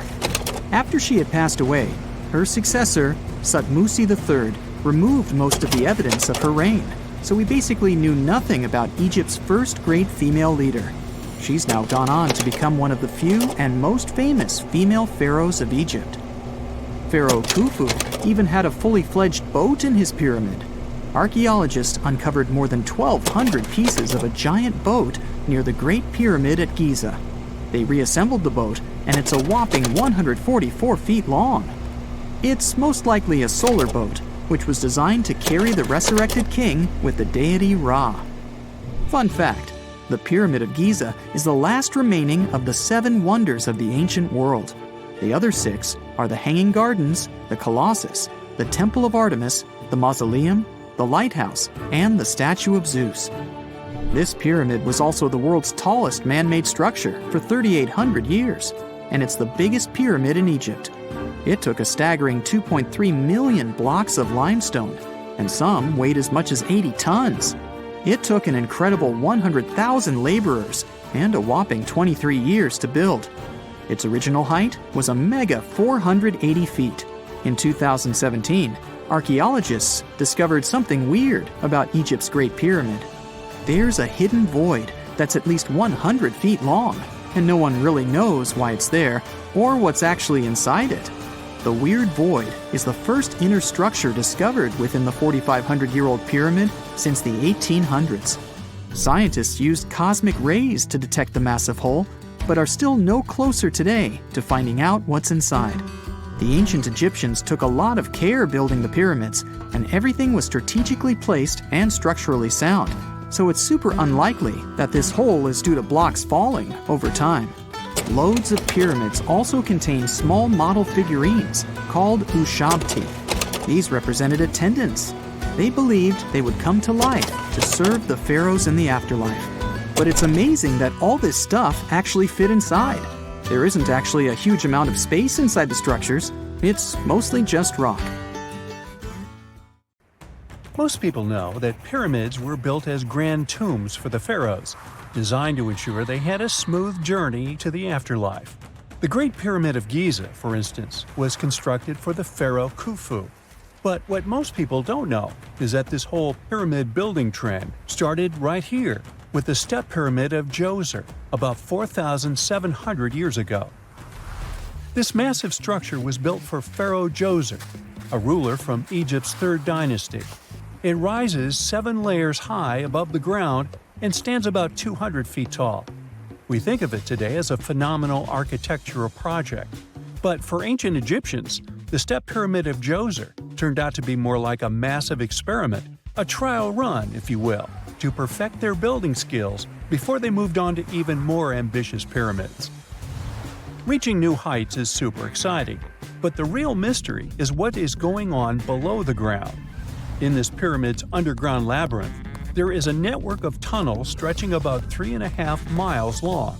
And some researchers believe these tunnels might have been part of a sophisticated water system that could completely change what we think about pyramid construction. Let's talk about this massive complex located in Saqqara. Surrounding the pyramid, there's what's known as a dry moat, a continuous trench that is up to 164 feet wide and almost 2 miles long. It forms a sort of rectangular shape around the pyramid. This trench has an average depth of about 65 feet. Now, if you were to add up all the earth and rock they dug out to create this moat, it would be about 10 times the volume of the step pyramid itself. For the longest time, people just assumed this trench was nothing more than a huge quarry, a place where they dug up stone and clay to build the step pyramid. Makes sense, right? But when you take a closer look, it doesn't add up. The trench is too narrow and deep to be practical for mining, and its layout doesn't match anything we know about ancient Egyptian quarrying methods. Plus, some sections of the trench are actually covered with a rocky ceiling, which would have made it nearly impossible to use as a quarry. Another theory suggests that the dry moat had some kind of spiritual significance. Maybe it was a sacred place, where souls of nobles gathered to serve the late king in the afterlife. There are even niches in the walls that work as a hint at this spiritual function. But most researchers believe that this purpose likely developed much later, long after the complex was built for Djoser. So what was the moat really designed for? In 2020, a researcher came up with a pretty intriguing idea. It is possible that this trench was actually designed to collect and manage water, especially after heavy rainfalls. Now, that makes sense when you consider the location. The moat sits in an area that could easily have been flooded by runoff water from nearby plains. This could also explain why the trench wasn't used for new graves until much later when the climate became drier and less prone to flooding. The story becomes even more intriguing, as this trench appears to be part of a larger, more complex hydraulic system within the Djoser complex. It is like the trench has several compartments, carefully carved out of the rock and connected by tunnels. These compartments likely served as a part of a water treatment system, where water would flow from one compartment to the next, getting cleaner as it moved along.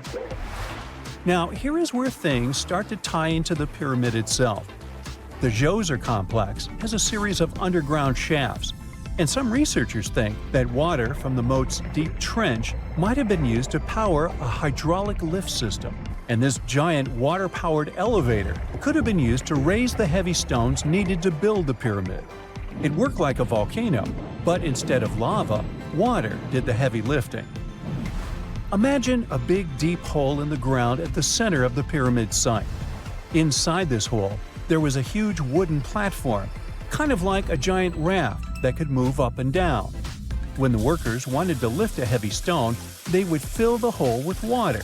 As the water rose, the wooden platform started to float up, carrying the stone with it, almost like a giant water-powered elevator. When the stone reached the right height, the workers slid it off the platform and onto the pyramid. The idea is that water from the deep trench, after being cleaned and filtered, would flow into these shafts.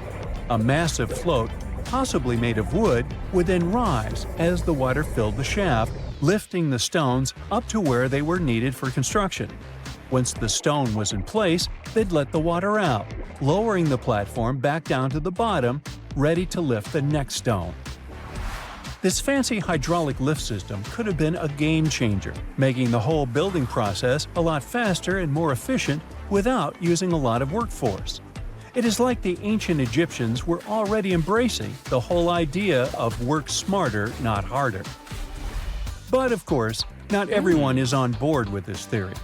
Some experts argue that the area where the step pyramid of Djoser was built couldn't have held enough water from occasional rains to maintain such a fancy hydraulic system.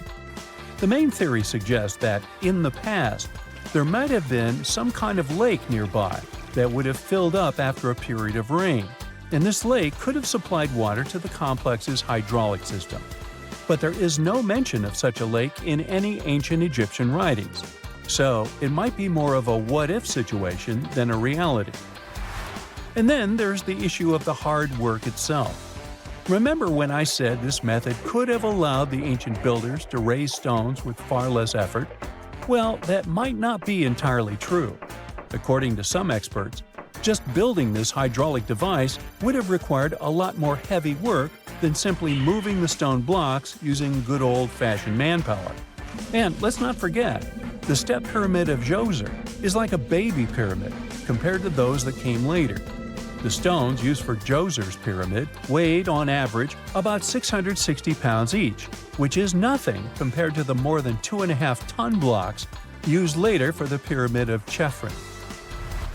If this cool water lift theory gets completely ruled out, we still need to explain how this pyramid was built in the first place.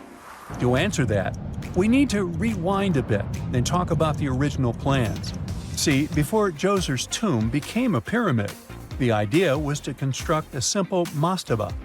This type of tomb was pretty common in earlier periods, a flat-roofed, rectangular structure with sloping sides. But after the original mastaba was finished, they decided to expand it a bit by adding more layers on top. And then they added even more layers, until the construction reached 6 distinctive steps, each one smaller than the previous. And they probably did all this by raising those heavy stones using ramps, not a water-powered elevator.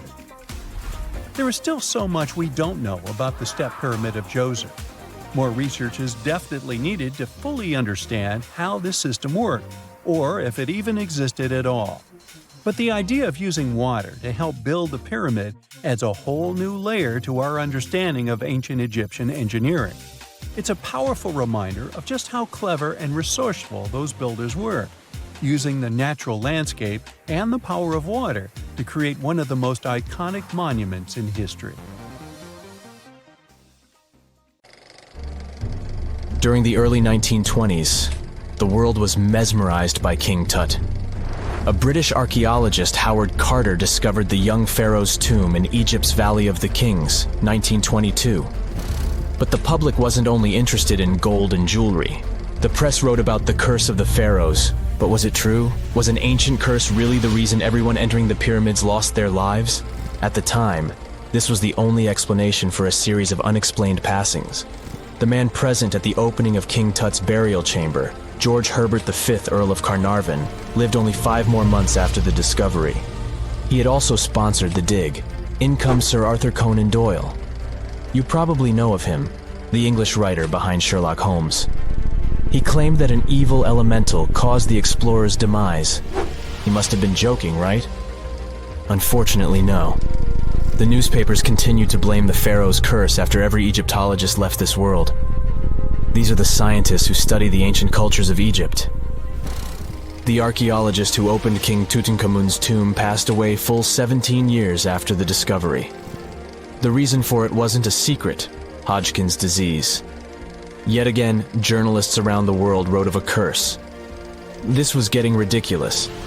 But science must have had a rational explanation, right? Well, it did. And that explanation was common mold. Harmful fungi, Aspergillus, can survive for ages in sealed tombs. When humans inhale them, there's a high risk of infection in people who have a weakened immune system.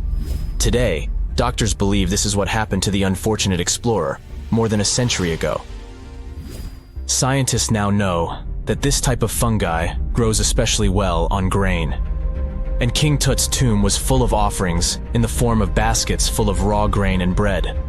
Researchers discovered other varieties of fungi on ancient Egyptian mummies. These molds can easily cause some nasty consequences for humans. The danger of rotting organic material is real. Just look inside your fridge. Any food leftovers you have there start to go off after just 3 to 4 days. You can imagine what happens to food in a sealed chamber after thousands of years. Food is just one kind of organic material. There is also wood. If you expose it to water or even moisture in the air, it starts to deteriorate. You don't have to travel to Egypt to see the effects of this process. Any abandoned building in your neighborhood can serve as an example. When a piece of wood gets wet and has no way of drying out, there is going to be damage. From fungi to wood-boring insects, the list is long. Rotten wood presents a huge structural issue. Beams and floor panels are all made of timber, so you better not go inside a failing building. You can easily lose your footing. But this is just the tip of the iceberg. The building materials since the time of the pharaohs have changed, but so have the dangers. One of the best examples is asbestos. Until the 1970s, most home insulation materials contained this substance. It was in everything, from boilers to soundproofing. This microfiber provided excellent heat insulation. But then, the United States banned asbestos in 1989. The UK did the same a decade later. The reason for it is that asbestos becomes a health hazard when it gets damaged. When humans inhale asbestos fibers, they can get seriously sick. Abandoned strictures are full of this material, and there is no one to maintain them. You see the danger now. Another material is also common in old buildings: lead. Ancient Romans used lead piping to channel spring water into their homes. They also cooked in lead vessels, which was probably not the wisest of choices. You see, lead and water don't go well together because of something called corrosion. But this problem isn't ancient. US officials banned lead piping only in 1986. That means that 7% of American households still have lead service lines. And this is not the only source of poisoning. Until the mid-1960s, builders used lead paint to coat woodwork. In abandoned buildings, this lead coating snapped a long time ago. Anyone who touches doors and windows will disturb this lead dust and inhale it. The dust particles are at least visible to an unaided eye. This is not the case for carbon monoxide. This gas has no color, so you can't see it. It has no odor, so you can't smell it. No way to detect a carbon monoxide leak at all. And how does this dangerous gas usually escape? Poor maintenance. Well, abandoned buildings have zero maintenance. 1 second, you could be exploring an old factory, and the next you could feel dizzy with and have a terrible headache. These are just some of the symptoms of CO poisoning, the less severe ones. But what is the source? All it takes is for an old boiler to finally give way after years of neglect. We've reached an important question. What is the main factor in air quality inside a room? If you are thinking the level of oxygen, try again. It turns out that oxygen levels drop by only 0.3% in 8 hours inside an airtight room. This is a room in which doors and windows are sealed with tape, so the decrease is even smaller in normal conditions. Oxygen isn't the main problem. The levels of carbon dioxide rise sharply inside a sealed room. This is the direct result of human breathing. We inhale oxygen and exhale CO2. Think of it as a waste gas. Normally it's only a tiny portion of the air we breathe, 0.04%. But in a sealed room, high levels of carbon dioxide will make you feel drowsy. And that's the last thing you need when inside a dilapidated building. Carbon dioxide will decrease your ability to think clearly. Researchers from Harvard did an interesting study in 2016. They had office workers come in 6 days in a row to complete a problem-solving test. During the week, they gradually raised the carbon dioxide levels in the mock-up office. The results of the same test kept getting worse over time. There are many factors at play, but CO2 levels definitely had an impact on the workers' problem-solving ability. The test took place inside a typical office environment, not inside a crumbling building where visitors must watch their every step. When I say visitors, I really mean trespassers, and trespassing is a criminal offense in the United States. This goes both for private and public property. If you defy the law, you can be fined up to $5,000 or even face lockup time. That should make you think twice before jumping over a fence with a no trespassing sign. But again, you might not be the only one inside. You can never know who else is in the building. Perhaps a person up to no good? It doesn't have to be a person at all. Animals can pose a threat as well. You would be startled if you saw a rat, for example. But the poor animal would be scared as well. It might bite you. The list of diseases rats carry is pretty long. But rodents' teeth can cause other forms of damage. They grow constantly, so the animal has to constantly nibble on something to stop them from overgrowing. If you ever felt peckish at 1 a.m., you know the feeling. Electric cables are high on the rodents' menu. Abandoned buildings have plenty of those. Old wiring is dangerous on its own. Structures erected before 1984 often used wires made out of aluminum.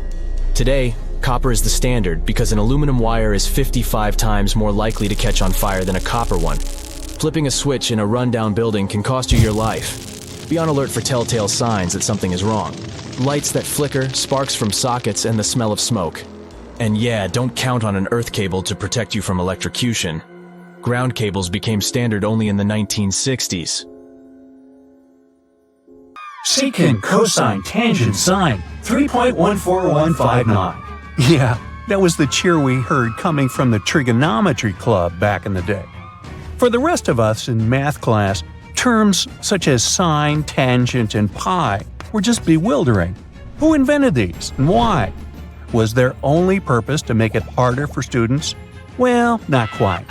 Trigonometry was invented by the ancient Egyptians. They needed this knowledge to construct pyramids, and they did a pretty good job too. The Great Pyramid in Giza still stands today, some 4,500 years after it was built. No recalls either. So let's get out of that classroom and on a journey through time to reveal the secrets behind the ancient Egyptians' precision. Here you are, standing on the Great Pyramid's construction site, some 9 miles from Cairo. Well, the city still isn't there, as you're surrounded only by the desert and teams of construction workers. They're transporting large stone blocks weighing 2.5 tons each.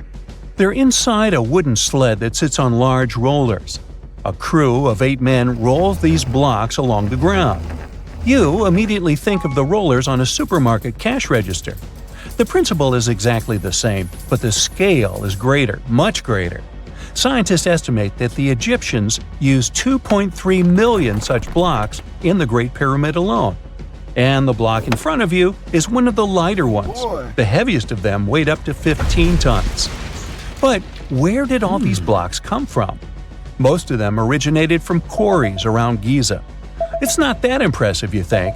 But wait until you hear how ancient engineers transported the granite used in construction over 500 miles to the pyramid. There were no railways or highways back then. but the mighty Nile was always there. Researchers even believe that the Egyptians dug a canal to connect the Nile directly to the pyramid's construction site. All they had to do then was to wait for the flood season to begin, and voila! The rising water levels floated the heavy stone blocks for them. But how did they lift the enormous stones on dry land to stack them up to the top? Did they use oversized cranes? Well, ancient Egyptians worked around this problem, literally speaking. One of the workers is now pointing to the giant ramp going around the pyramid they're building. This is how a mountain road zigzags its way to the top. If the ramp went directly to the top of the pyramid, then workers couldn't pull the stone blocks along it. It would be too steep. Scientists have calculated that 8% could be the maximum incline. So ancient Egyptians just extended the ramp around the pyramid. Again, these are all theories, as the ramp could have been inside the pyramid, as some researchers suggest. The exact building method is still a mystery, guarded by the Sphinx. That's its real name, right? Wrong. As the Great Sphinx is just the statue's alias. You know, the name writers take when they want to hide their true identity, or a singer's stage name. The Sphinx's real name, translated from Egyptian, means Horus in the horizon. That was the name for the Egyptian deity of the sky. The trail of mystery doesn't end there. As a man walks past you with a bucket of paint, he's going to add a touch of color to the Great Sphinx. Researchers found specks of this red color next to its ear. That was some strong paint, as it survived for thousands of years. You are now standing straight in front of the Sphinx. You look up. It's very tall, right? 66 feet to be precise. Now resist the urge to take a selfie. You can do it. Now you notice something else. It looks like the Sphinx is in the center of a giant triangle in the back. That's one side of the Great Pyramid. And no, your eyes are not playing tricks on you. The Sphinx really does sit in the center of the pyramid's lateral face. Here's where math comes in handy. A pyramid has 4 sides, called lateral faces. There's also a 5th face, the base, but that's not visible.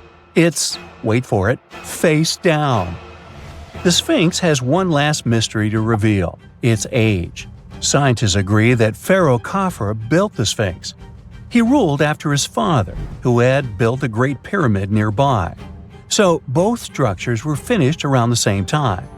Let's talk about numbers again. You've heard of Cleopatra, the Egyptian princess described as a woman of great beauty. Hello? She saw the pyramids, but she lived closer to the time of the first iPhone than the time of the people who built the pyramids. Fascinating, right? You can see thousands of people around you.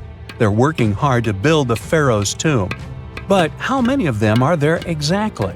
One Greek philosopher estimated there were as many as 100,000 workers.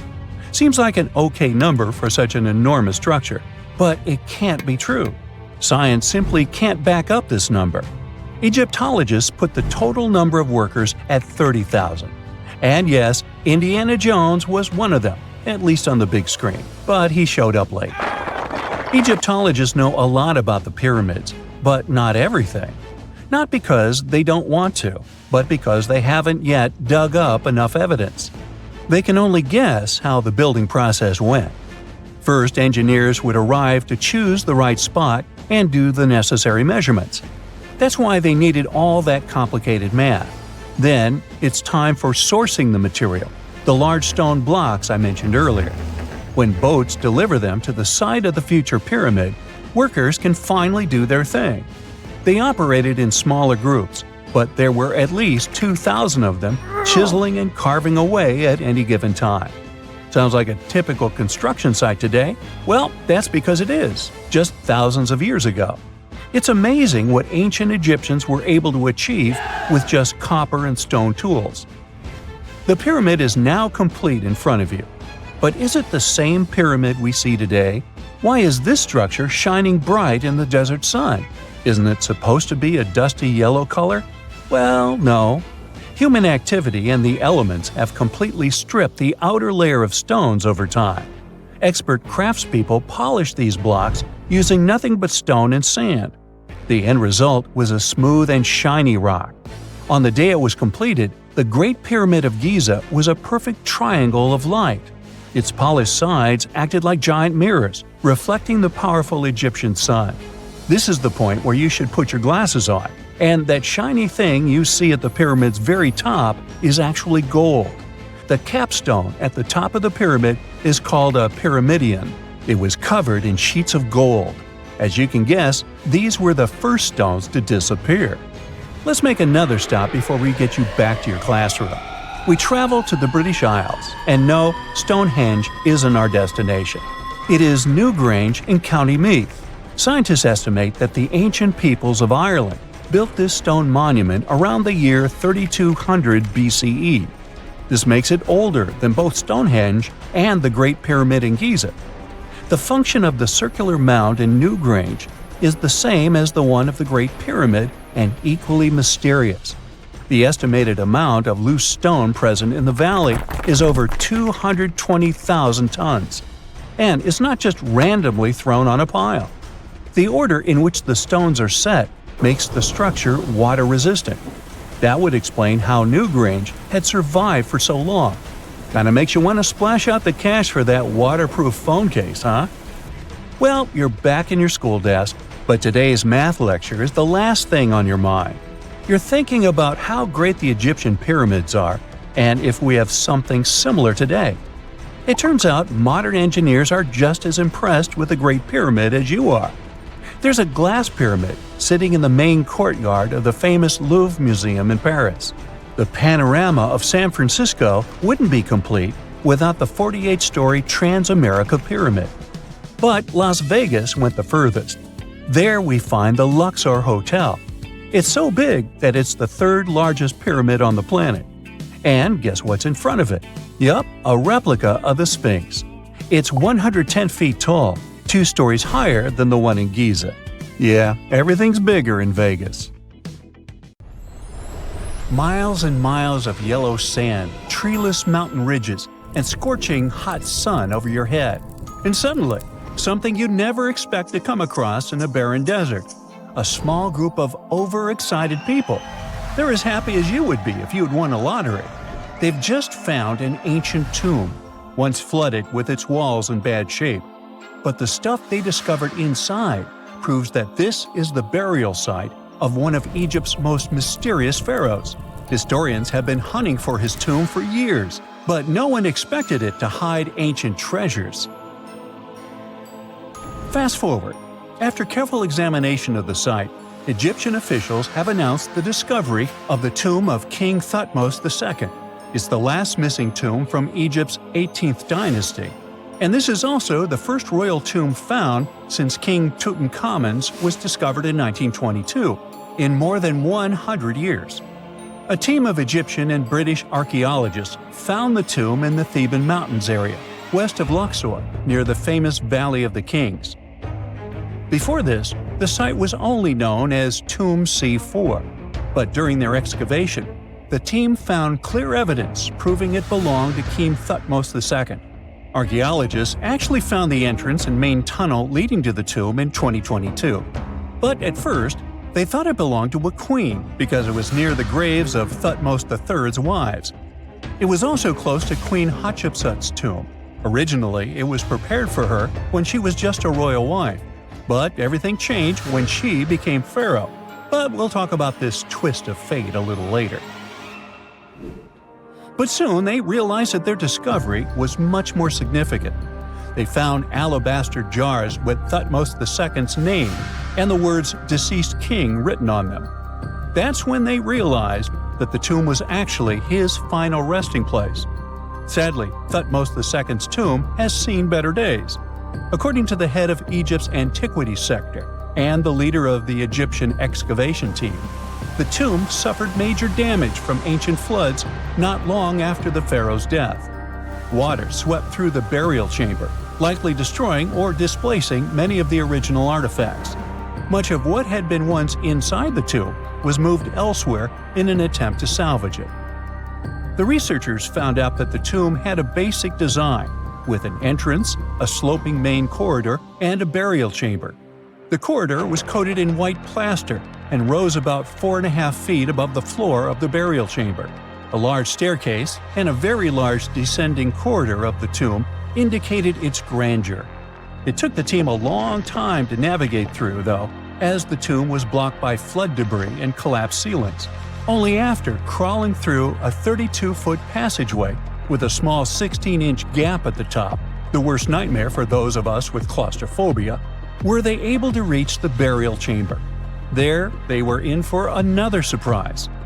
They cleared the debris, expecting to find the crushed remains of a burial beneath.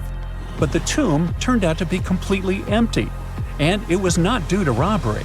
It had been deliberately emptied. The researchers soon realized that the tomb had been flooded since it had been built underneath a waterfall. It happened just a few years after the king's burial, so the contents of the tomb were moved to another location. That's why there was a second corridor in the tomb. It was most likely made to help remove King Thutmos II's body from his flooded tomb. Despite the damage, the excavation team made some really exciting discoveries. They found traces of mortar decorated with blue inscriptions, yellow stars, and fragments from the Book of Aiud, one of the most significant funerary texts in ancient Egypt. The book was meant to guide the deceased through the underworld, ensuring a safe journey to the afterlife.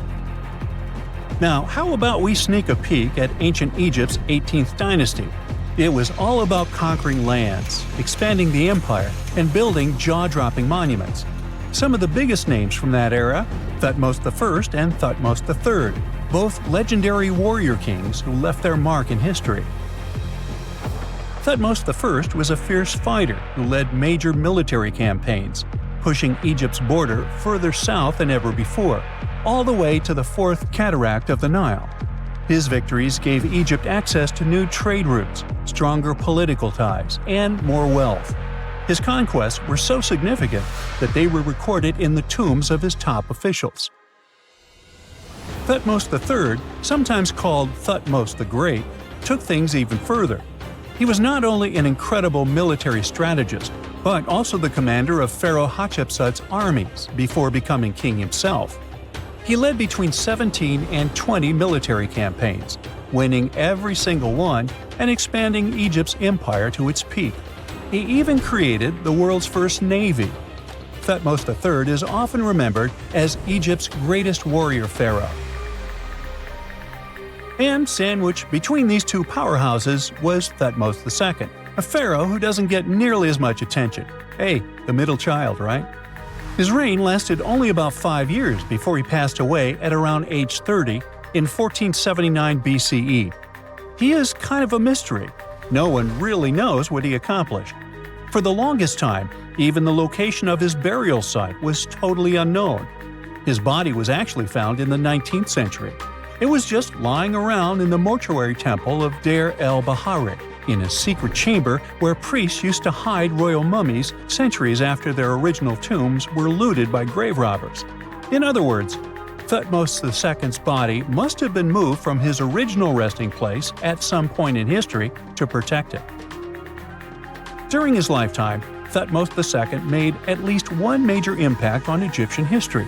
He married his half-sister Hatshepsut. That might not sound like a big deal, but it helped her become Egypt's greatest female pharaoh after he passed. The catch? She kept her stepson, Thutmos III, off the throne for decades. When he finally took power, he erased her name from history out of spite. And still, Hatshepsut is one of Egypt's greatest pharaohs, no matter if you're talking about a man or a woman. She brought a lot of wealth and art to Egypt. She led a big trading trip to a place called Punt, where she brought back things like gold, ebony, and incense. She also made sure her name lasted by building amazing structures that we can still see today. At Karnak, she added huge obelisks. One of them is still standing tall. She also was the one to build the Temple of Deir el-Bahari with its countless columns. She was buried there. Interestingly, Hatshepsut was often shown in art as a man with muscles and a beard, like how pharaohs were usually depicted. But she made sure there was always something in the artwork that reminded people she was a woman, like calling herself Daughter of Re or His Majesty herself. When she passed away in 1458 BCE, Egypt wouldn't have a female ruler as powerful as her until Cleopatra, about 1400 years later. According to Egypt's Supreme Council of Antiquities Secretary General, isn't that a mouthful? Hatshepsut's name actually appears in Thutmos II's tomb, meaning she might have even handled his burial. As for their final resting places, well, Hatshepsut was buried in the Valley of the Kings, and Thutmos II's mummy is now in the National Museum of Egyptian Civilization, alongside other ancient Egyptian rulers. It gives visitors a rare chance to see the remains of a nearly forgotten pharaoh. Now, experts consider the discovery of his tomb to be one of the most significant in recent years. The artifacts found there add important details to our understanding of the history of the region and Thutmos II's rule. And even though the tomb's design is fairly simple and follows the same architectural style preferred by later Egyptian rulers, its historical importance is undeniable. In any case, the mission isn't over yet. Archaeologists are now focusing on solving another mystery. Where did the rest of the tomb's contents end up? The team is determined to continue their search. Who knows what other secrets they will uncover that have remained hidden beneath the sands for thousands of years. In 1850, French scientist Auguste Mariette went to Egypt looking for manuscripts, but accidentally found a head of a sphinx sticking out of the dunes. He cleared the sand and figured out the sphinx was guiding the entrance to some underground construction. Several months later, he finally entered the Serapeum of Saqqara.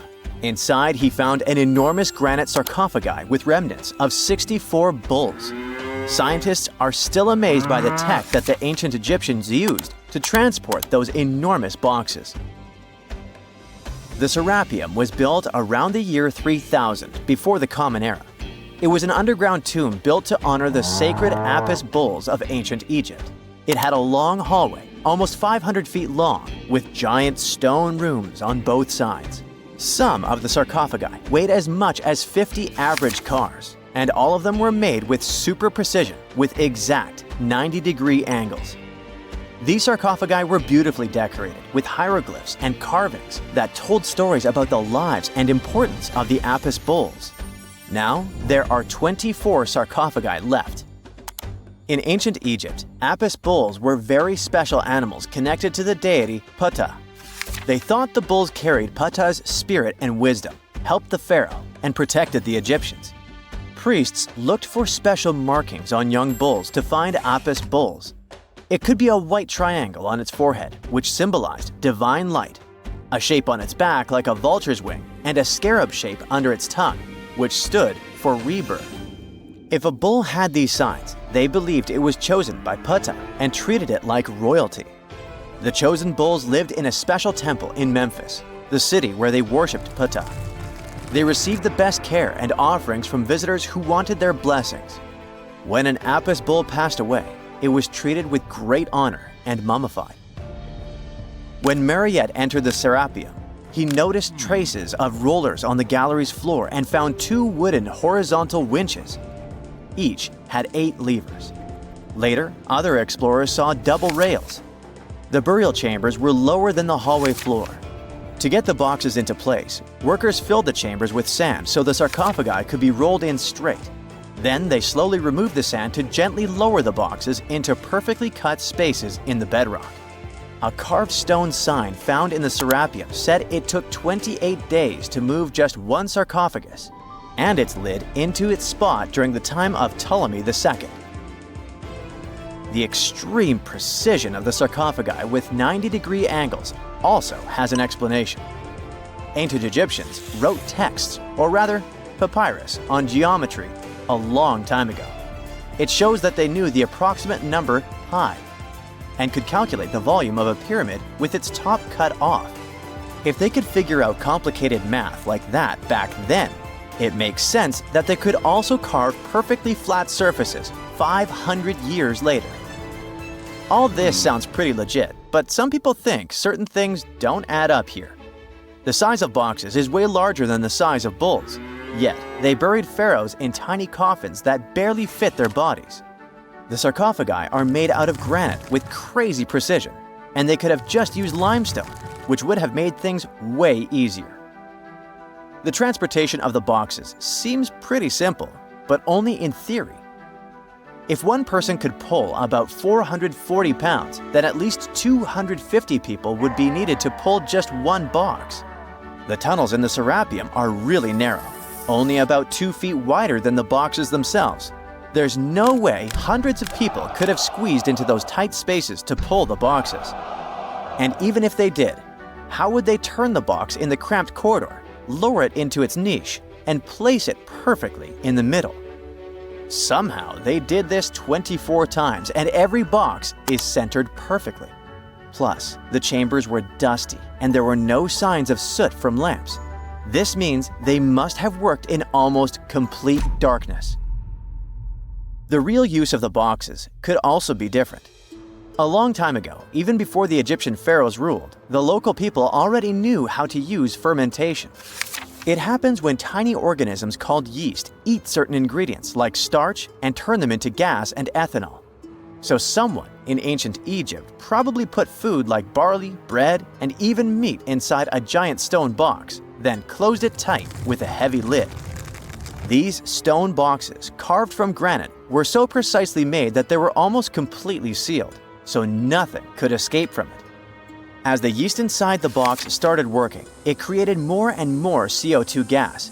It built up pressure inside the box. The granite boxes were incredibly strong. They could handle more pressure than a car tire can hold. When granite was squeezed under such pressure, its crystals produced a tiny electric charge. This effect was possible because granite contains quartz, a material that reacts to pressure this way. The process also needed meat or animal parts, possibly to help the yeast grow better. Meat contains something called oleic acid, which yeast needs to keep growing and to survive the bad effects of the ethanol it produces. As the pressure inside the box kept growing, the combination of gases and electricity made these boxes not just ancient fridges, but powerful energy systems. Over time, the pressure inside got so strong that it could push the lid open and the gas would escape with a pop. But when people rediscovered the Serapeum in 1850, they found old drawings that showed piles of stones stacked on top of some of the box lids. So, someone long ago probably tried to make the lids even heavier by adding extra weight to make it harder for the gas pressure to push them open. This extra weight also meant the quartz crystals in the granite could keep creating more electricity under all that pressure. If someone opened one of these stone boxes thousands of years later, they would only find bones from bulls that were placed in the box. And that's exactly what Mariette discovered in the 1850s. They opened the Serapeum for visitors soon after the first excavations in the second half of the 19th century. Prince of Wales even had a luncheon with his guests in one of the sarcophagi. Sands and earthquakes made the site inaccessible for a while, but now you can visit it again and try to solve the mystery yourself. With new tech, we could have answers to many other historical mysteries soon. A team of scientists at Chicago's Field Museum of Natural History recently used a special CT scanner to learn more about ancient Egyptian mummies without unwrapping them.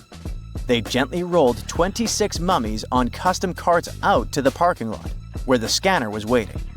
It took thousands of detailed X-ray pictures of each mummy and their coffins. When all the pictures were put together, they created 3D images that showed what was inside, the skeletons, and some artifacts. The scientists hope these images will help them understand ancient Egyptian burial practices from over 3,000 years ago. Even though the scanning process only took 4 days, it might take 3 years to study all the data. But scientists were able to learn some personal details about the mummies. One of the most popular mummified individuals at the museum, Lady Cheneta, was a woman who lived in ancient Egypt about 3,000 years ago. It looks like she passed away in her late 30s or early 40s. To make sure her body looked complete for the afterlife, embalmers put stuffing in her neck to keep it from collapsing. They also placed artificial eyes in her sockets, so she would have eyes in the next world. She was wrapped in fancy linen and placed in a beautifully decorated coffin. The scans revealed that it had been carefully crafted with a slit at the back, which embalmers used to fit the body. There were also some artistic details on the surface, like markings for her knees. It looks like her burial was on the scale of a high-end luxury car.